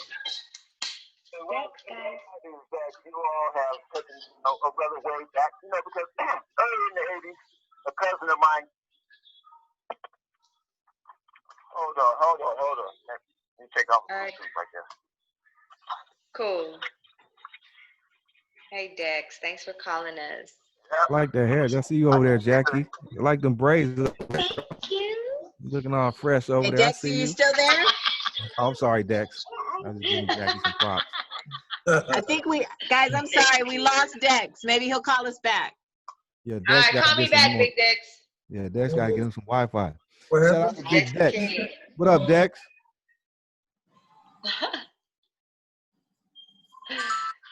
Is Dex there still? There he is. Hasn't called me back yet. Not I can yet. get Dex back into the Big Dex. What up, Dex? I know, Dex King. And Big Dex on the set. Wish we Dex. could Jackie, I can text you the Zoom room link. Maybe he'll join us there. Okay, I'll send it to you, Dex. Hold on. So looky here, we're talking about merited reward or a punishment. The word justice, either a merited reward or a Who punishment. did your hair, Jackie? I see you flying over there. I see you, girl. I like that. Well, thank you. Pootie did it, y'all. Okay, Look okay. at Kristen, she's so silly. Okay.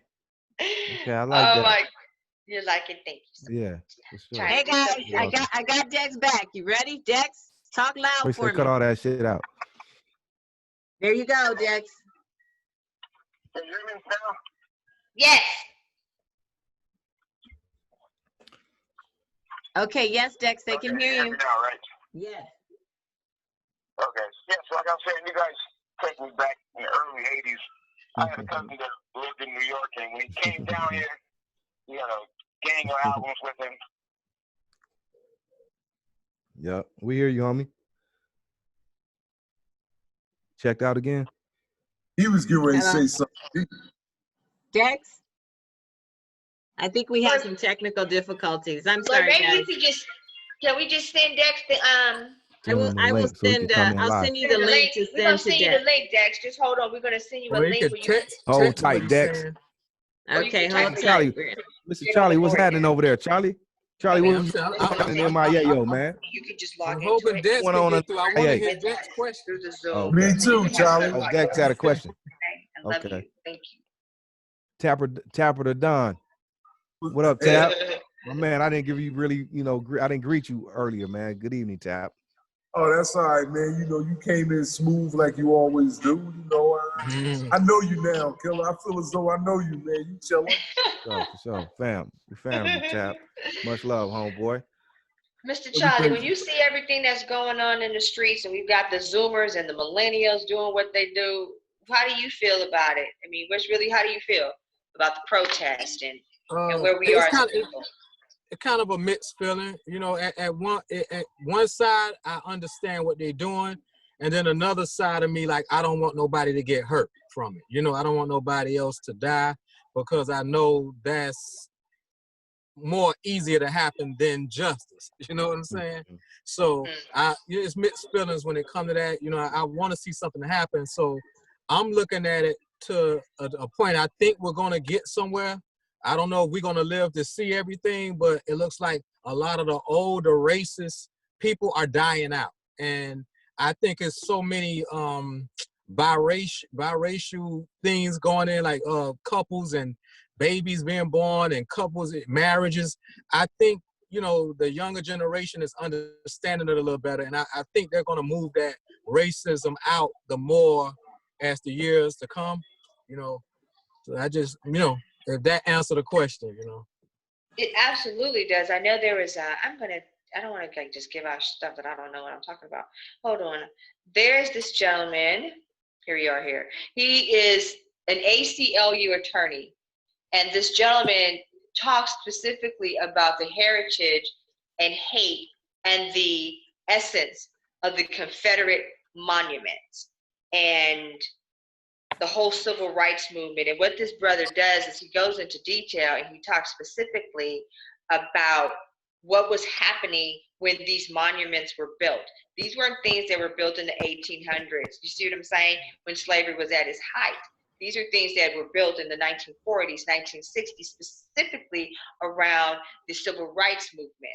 And he's just stating that this is a very clear message of what these people feel about us and what it is that they're doing. But one thing he did state, and he says, is that he's really concerned for us as a people, and that he is a little bit fearful. Actually, I have the clip here. It's ACLU tears down Confederate monument myths, and it's on Now This. You can find that app on Facebook. But he talks specifically about what we can do now. And essentially, at the end of the day, what he's saying is, people, now is the time. If anything that's going to happen for us, pretty much he's saying, maybe we go back to the word justice, right? Whether it's a merit, right? A punishment versus an award. At the end of the day, now is the time. If anything we're going to do to make any movements, to make any type of progressions, whatever that is, for Black people, cultural people, now is the time for us to do that. And I hope that like shows like this, where we can really talk about our platforms. I know G-Lew, your series of shows, as well as our show, Tuesday Night Live, those are the type of topics we'll be bringing. So when we talk about the monuments, how do you feel about that, Mr. Charlie, and the institutional racism that those monuments hold, and what you feel or felt when you see the Zoomers and the millennials and people of other cultures and races being on the forefront of change? Well, I also look, you know, when this all of this happening, I try to teach my kids not to hate all white people, because when you go back to the even the slavery days, a lot of stuff wouldn't have got accomplished if it wasn't for white people helping. The, you know, blacks escape, the Underground Railroad. So, you know, it's a lot of whites got hung too, you know, trying to help. So, and you see it today. You've seen it with Martin Luther King. You see it today, and I believe it's a big group, and it's getting larger, of not just white, but all kind of races that's getting tired of it. You know, and I just feel like the institution-wise, I believe that need to change, because still when these people get out of jail, they can't get jobs, you know, so, and they done paid their debts to society. So I wasn't a big fan of voting, but I know now we got to get in there and change some of these laws, because we're not getting our rights back even after we paid our debts to society. So and then they got this thing where even with COVID, I heard today, is being affected by more Black people now. Like, it's more whites in this world. Like, who's, you know, it's like, it's kind of thing make you just say, you know, like, what's going on, to why everything always more Black people in jail? Why is it more Black people in jail for drugs? And, you know, more Black people now catching COVID, you know, how is these things coming about? You know, so I think we need to get in office. We need to start, you know, something I wasn't even a fan of. We got to be the ones in these judicial parts and, you know what I'm saying, legislative parts, you know. Kristen Fisher, Lori, from our Zoom room, she has a comment. Did you want to share that to the panel as well as to Mr. Charlie? Because I would love to hear what he has to say about. Kristen Fisher says, ha, ha, ha. Justice don't apply to Black folks. Psalms 82, 1 through 8. But 5 and 6 say, they know not, neither will they understand. They walk on in darkness. All the foundations of the earth are out of course. 6. I have said, ye are gods, and all of you are children of the Most High. We must use our power now. And then she says, don't believe that, but I think that may be in connection to something else. What do you all think about that? I'm going to start with Mr. Charlie and then G-Lew, please. Well, like I said, the last part, like you said, I believe she's on to something else. But I'll go back to what you were saying earlier. I just believe this is the time right now to make that change. I believe we're there, and I think we got more ears listening now before more than ever. So that's why I went back to the voting and stuff like that. We got to get in these offices and demand these changes right now while they're all listening. And they kind of, the ball look like it's kind of curving our way a little bit. What do you think, G-Lew, when you see the protesting and the monuments coming down? How do you resonate with that?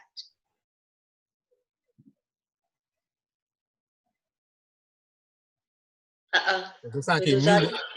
Okay. G-Lew, are you with us? You gotta check your mic. We can't hear you. What's up, man? Yeah, I'm here. Can you hear me? Oh, we can hear you. Yeah, we got audio. Cool. Yeah.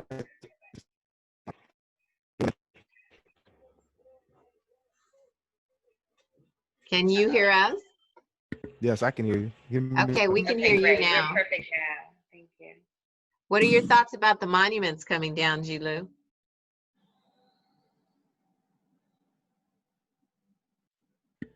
Give me 1 minute, please. Oh, okay. Of course, not a problem. Tapper, do you have any type of things when you see the Confederate statues coming down? Where do you go, Mr. Gerald Tapper? Oh, well, you know, I mean, I didn't look at it like any particular way before what's going on now, but you know, now that I hear the stories, and I knew all about it, but I just don't know why it didn't really make me mad and angry, and I just didn't see that being bothersome to me. But you know, now I'm not mad either that they're doing it now either, because I understand that, you know, it's not our history really. They were the enemy. They were the enemy. So they don't want to patronize the enemy. So I understand that. But I'm not getting that involved because I wasn't that involved before then.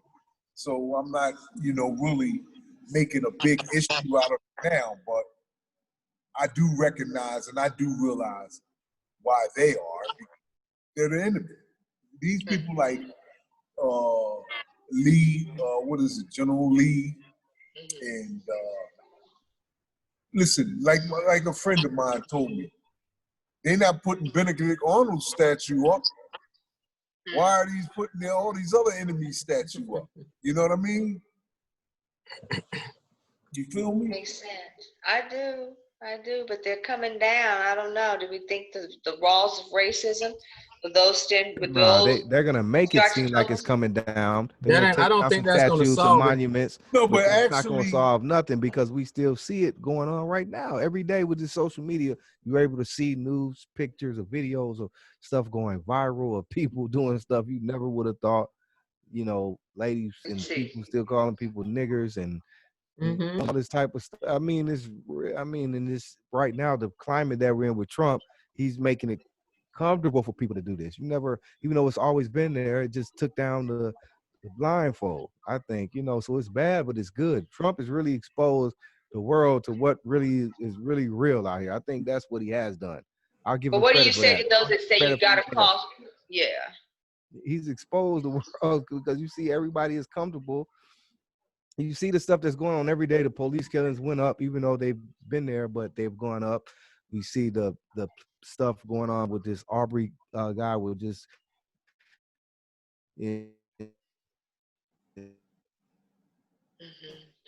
Jackie, you do know Trump passed a new bill where, I'm sorry, G, you was getting cut off, but I just was assisting you on speaking.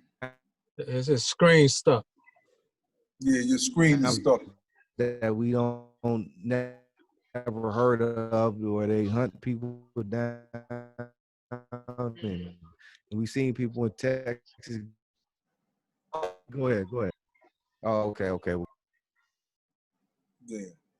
You know, he passed a new law. If you pull them statues down now, you getting some years. Oh, so he's making a felony.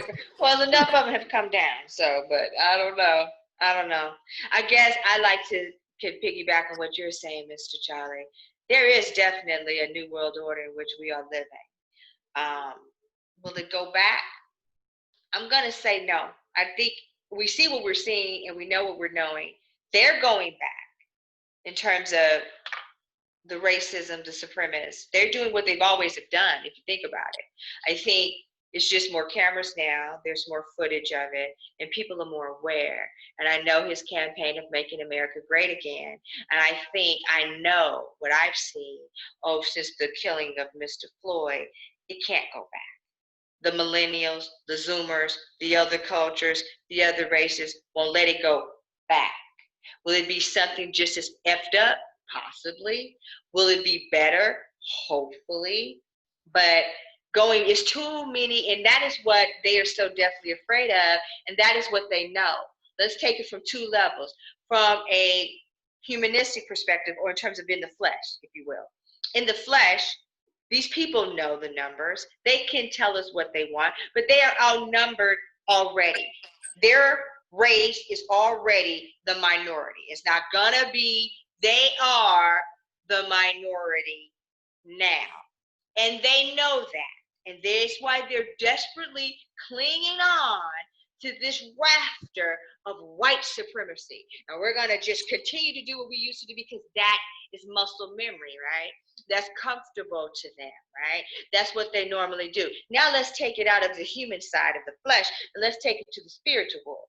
The Spirit of the living God tells us in Revelation 12 verses 7 through 9, when the archangel and Lucifer got into the great fight and he was cast down, Lucifer knows he only has a certain amount of time to reign on this earth. So there are certain things that have to be done. The prophecies must be fulfilled in order for balance of the universe to take place. The word of God also says those who were first will be last, and those who was last will be first. Now I know it's something that's going on right now. That is a descendant of Lucifer, if it ain't Lucifer himself. That dragon, number 45, that sits in that place and does the things that not only he does, but those individuals around him, because we all know that it's spiritual warfare. So we can look at him as the flesh, or we can look at it in the spirit. But at the end of the day, my people, the tides are turning. The universe is going, it has to balance. And there is too much blood in, of, around, underneath, and all around America, to a point where nobody even wants to deal with it anymore. The world leaders look at it, it's just trash. You know what I'm saying? So something that was once so big and biggity and beautiful, come on, the dude went and hid in a freaking bunker. Right? This shit is going down. Instead of being like Barack, who he's so freaking jealous of, and going in there handing it like a gangster and taking down Osama bin Laden, this little B.I. go and hides in a freaking bunker. You see what I'm saying? You started all this shit. You can stop this shit with a couple, 1, 2, 3, 4 words, but you want a cultural war. You want a race riot. My thing is we may need to give these because what they want. That's all I'm saying. When are we getting back to Malcolm? When are we going to start putting in some other things for work? Or we just going to continue to sit here and let people just shoot the shit out of it? Because we dying anyway. What Pac say, you going to live like a man or you going to die like a coward? What we going to do, people? Pastor Phillips, ladies and gentlemen. Pastor Phillips. Hey, the gangster came out. The Zoom room is blowing up. Hey, go ahead, girl. You been talking about that gangster for a while. She showed Pastor up. JackieRay Phillips, ladies and gentlemen. Thank you, Jesus. Thank you, Jesus. Thank you, Jesus. The ushers will be coming down the aisle in 1 minute. And you can also catch us Tuesday Night Live. Coming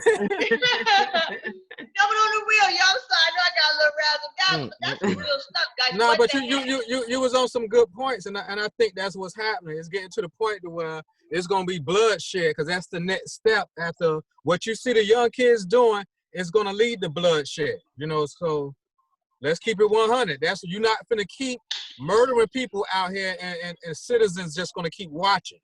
That they finna start dumping. Preach. Because it's not even a black and white thing no more. I know. No, it's been passed right or wrong.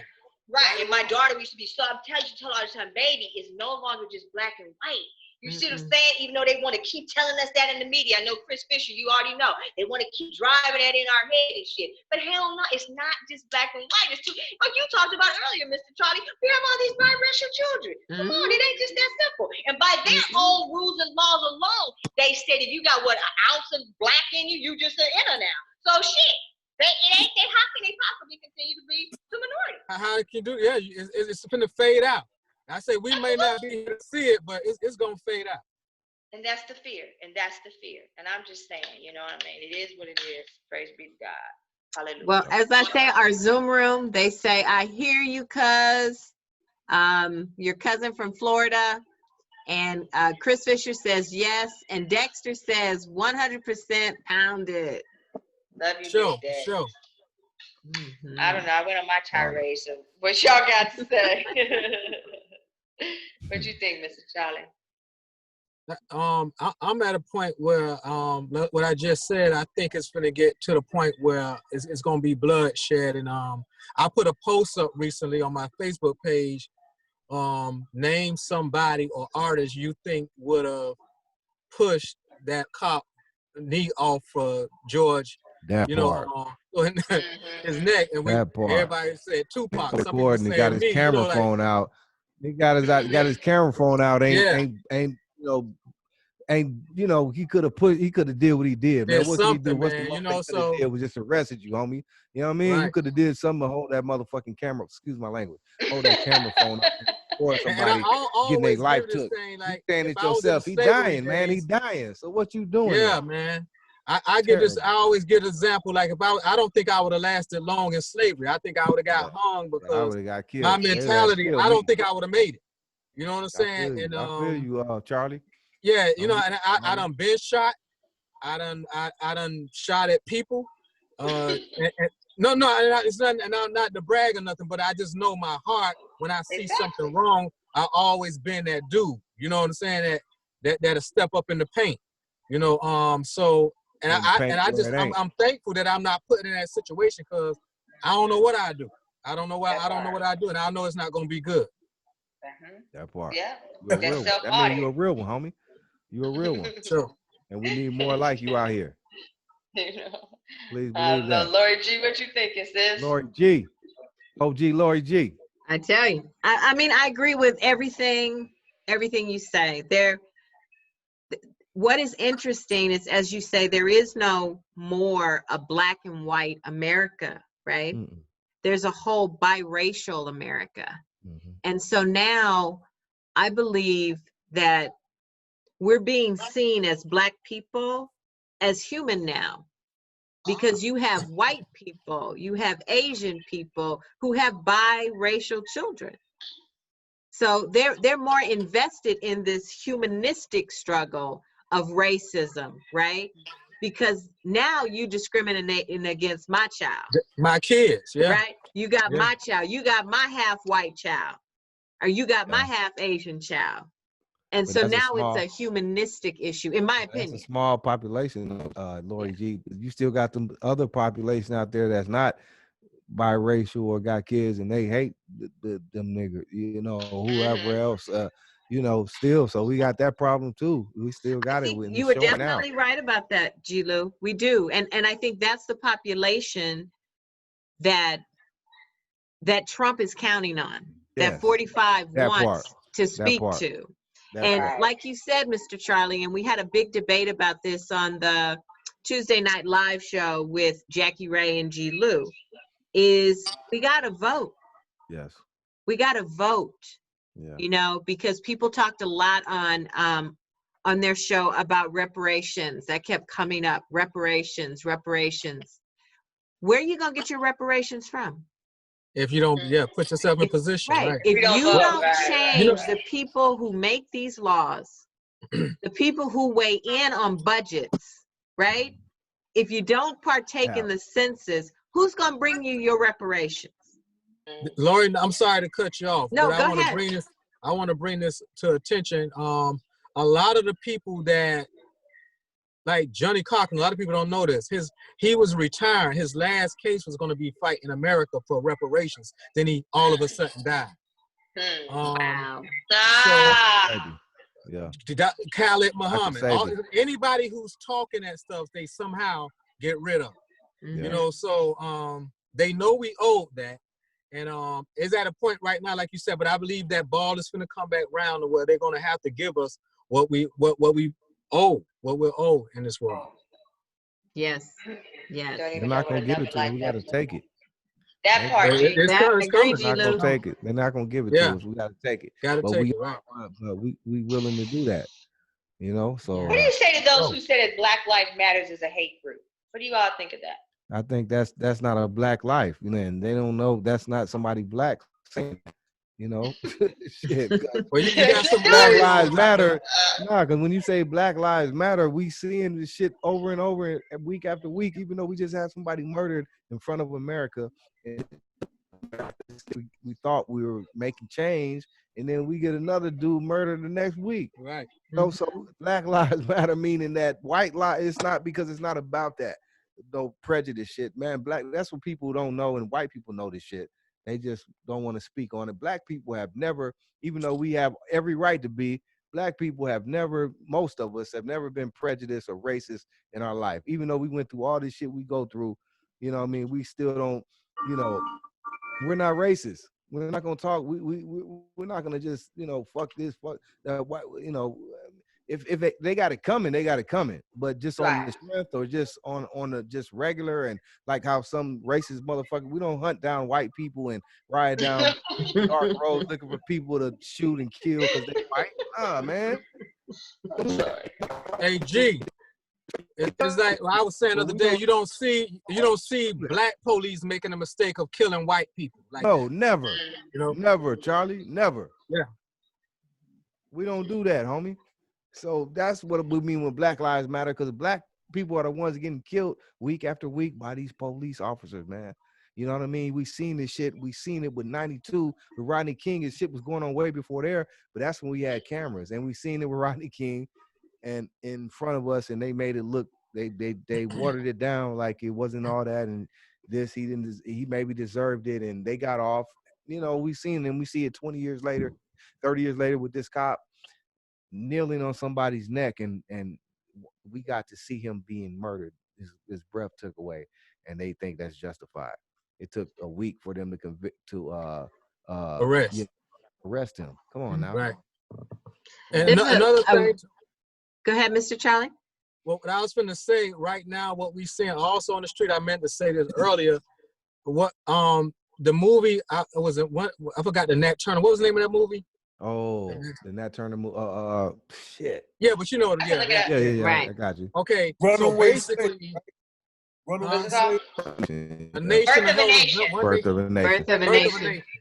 So, and that's how I look at these kids today. You got a lot of Nat Turners out there right now. And they had one back. They was able to get rid of. You had a lot of blacks died back then. They just wasn't, you know, on the front. You know, like Nat Turner was. A lot of them like died fighting. But right now, you got a lot of these kids now ready to die for the rights. You know? And so that's when it gets scary, because Nat Turner scared the shit out of them white folks back then. Oh yeah. And they didn't want to put all of that in the movie, and they downgraded that movie too, with acting like it was sold out, so people couldn't go in there. But because they don't want us to know how powerful he is and what we actually can do.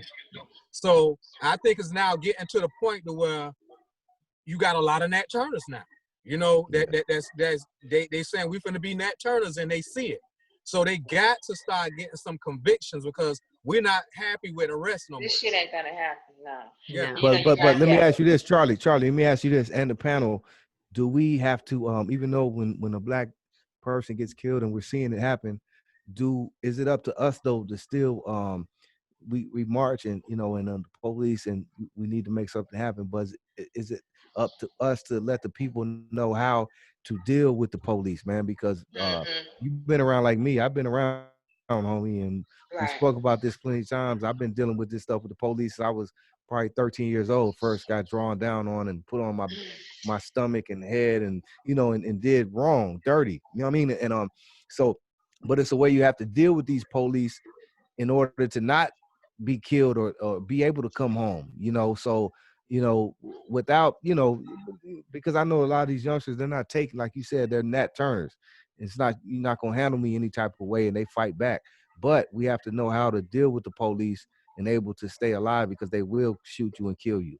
This has been this is a known fact.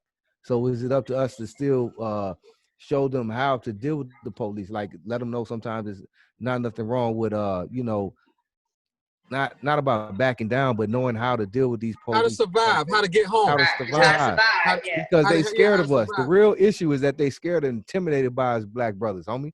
That's what they do. So that's why they just on alert, and that trigger finger is itchy, because they already on alert and scared. They don't, all the training and shit they learn goes out the window, because they confronted with this strong little young black man that they scared of. And we're seeing it now.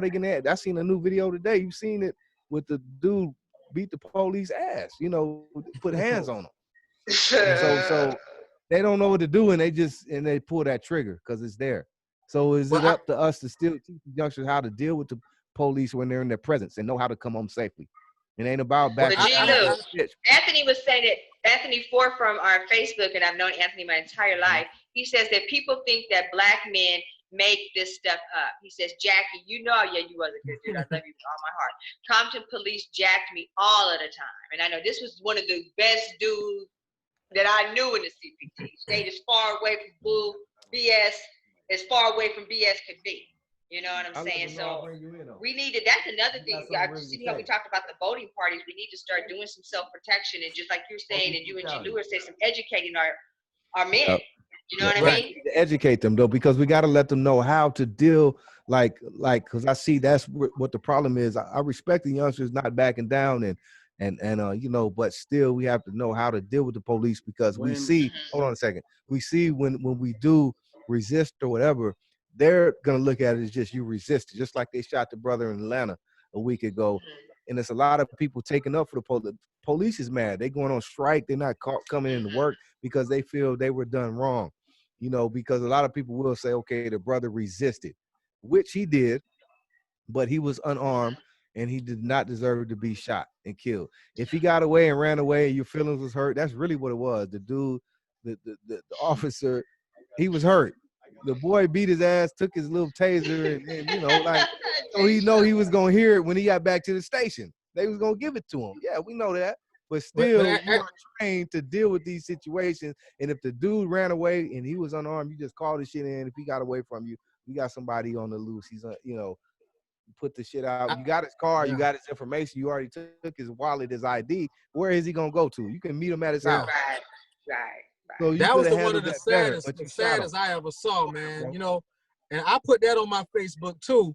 And my thoughts on that was, if that was a family member, would he have shot his family member? Because somebody put on a comment, they was upholding the law when they did that, because the self-defense, taking the laser. Okay, but if that was your daughter who did the same thing he did, would you have still operated that way? Right. Anthony Ford says, I also think that they are afraid because of their past transgressions, the guilt of their forefathers. He says that's why we need more police officers of color within our own communities. You know what I mean?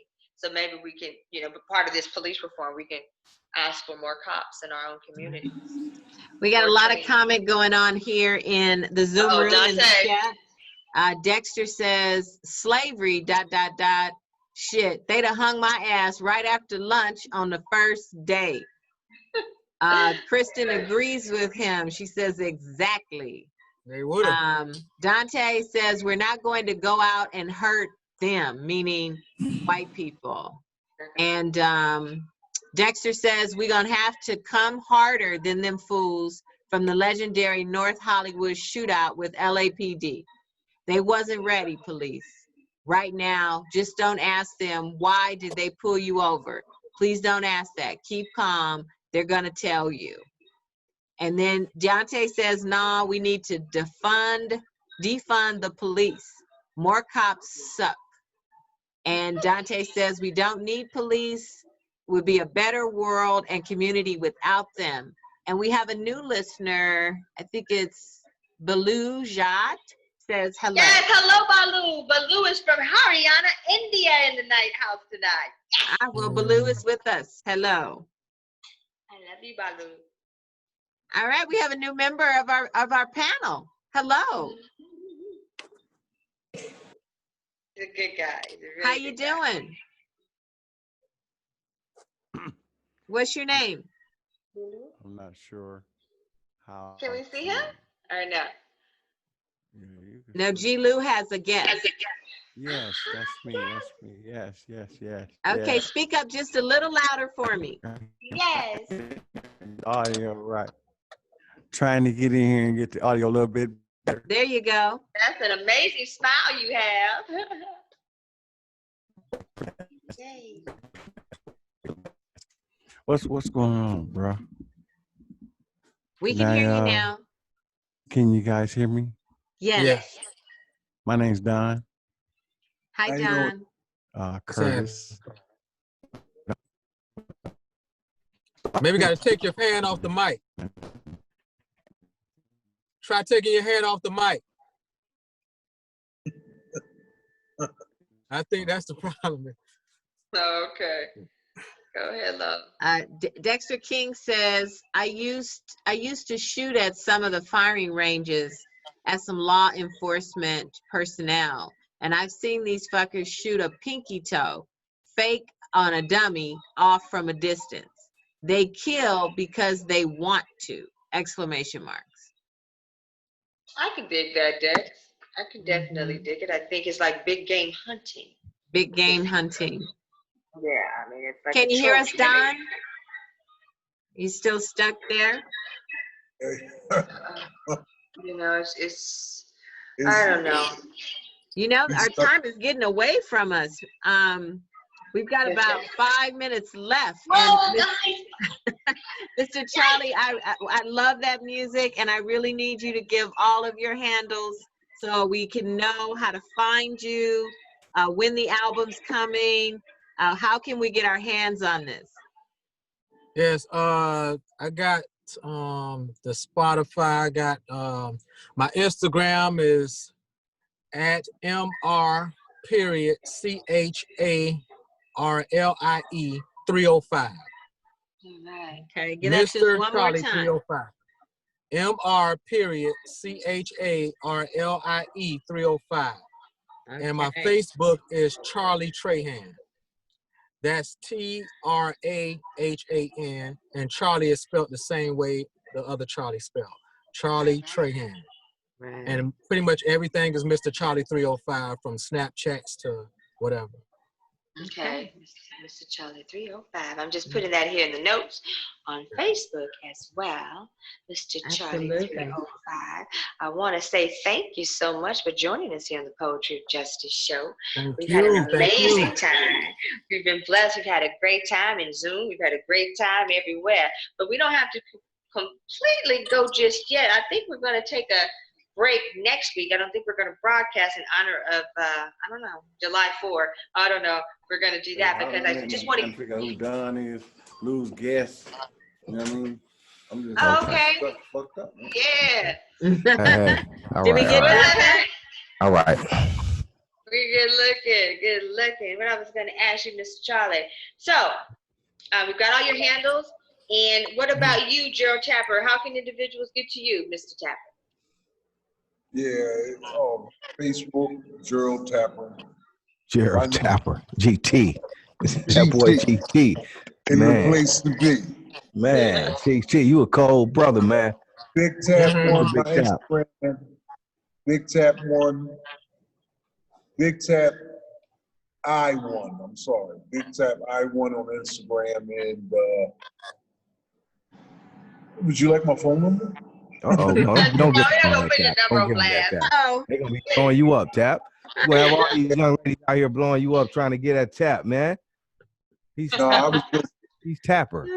I was just Tapper.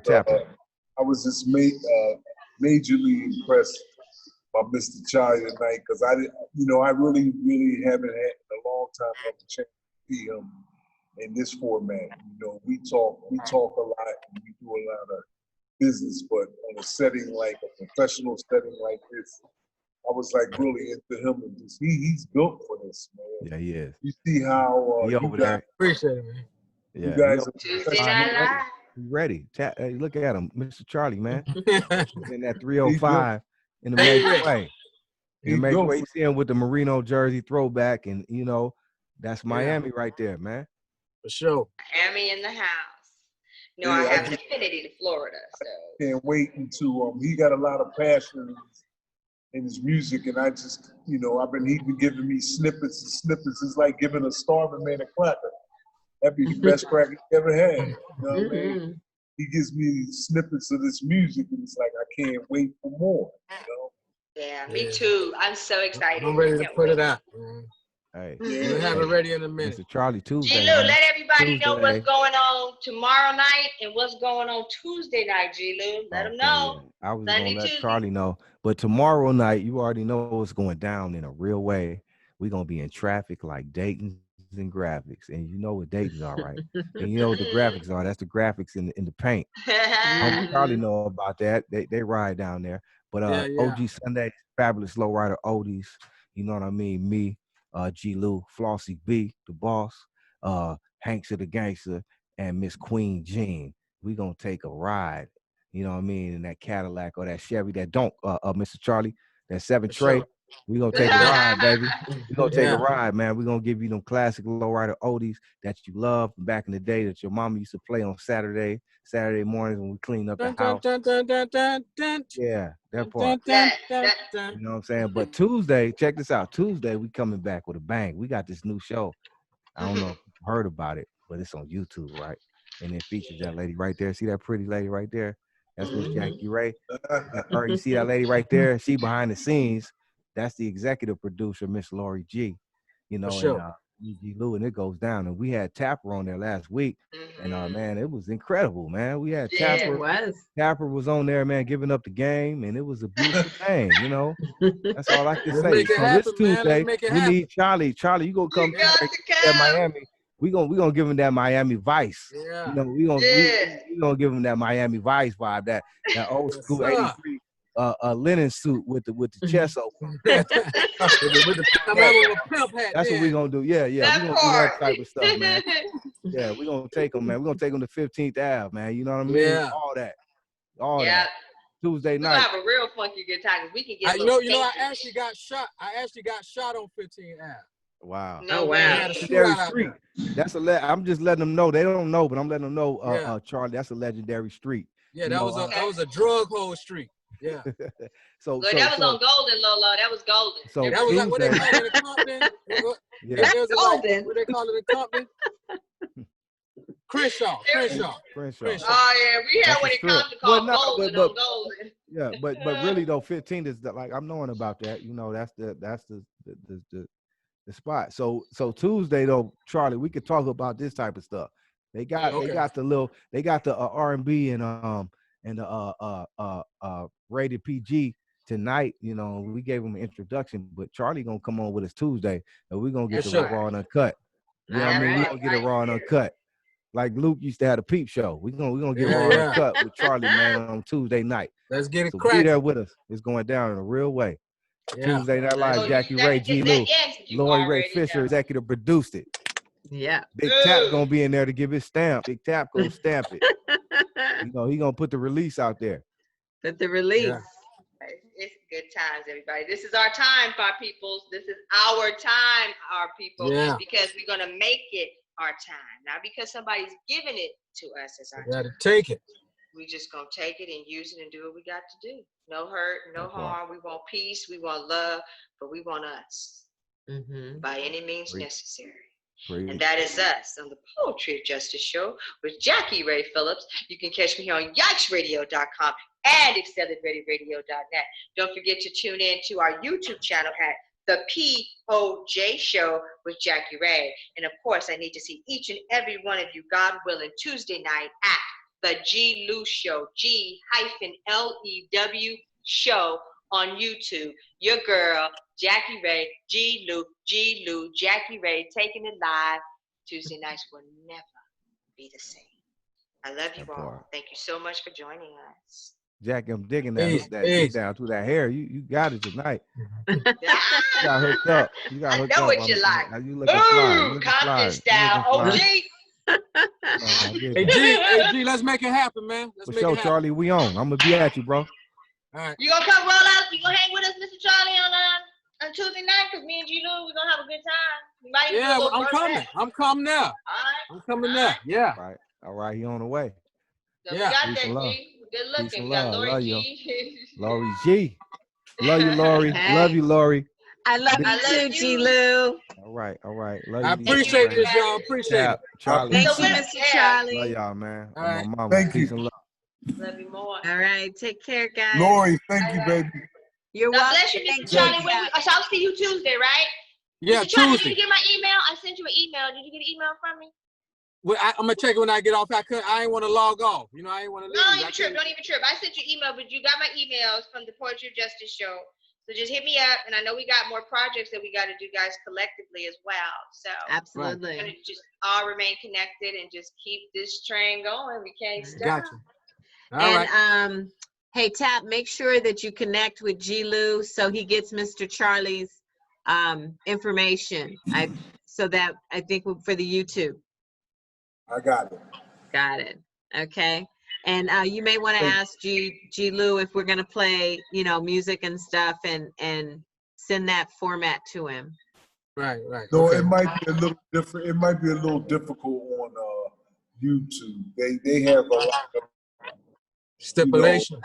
Yeah, they got a lot of. Oh, they have stipulations. Okay. All right. So I'm about to shut us down from Facebook. Say bye-bye. Okay, everybody. M-I-A-O. Thank you so much, Mr. Charlie. Bless you, Gerald. All right. Thank you. Good night, guys. Thank you, Jack.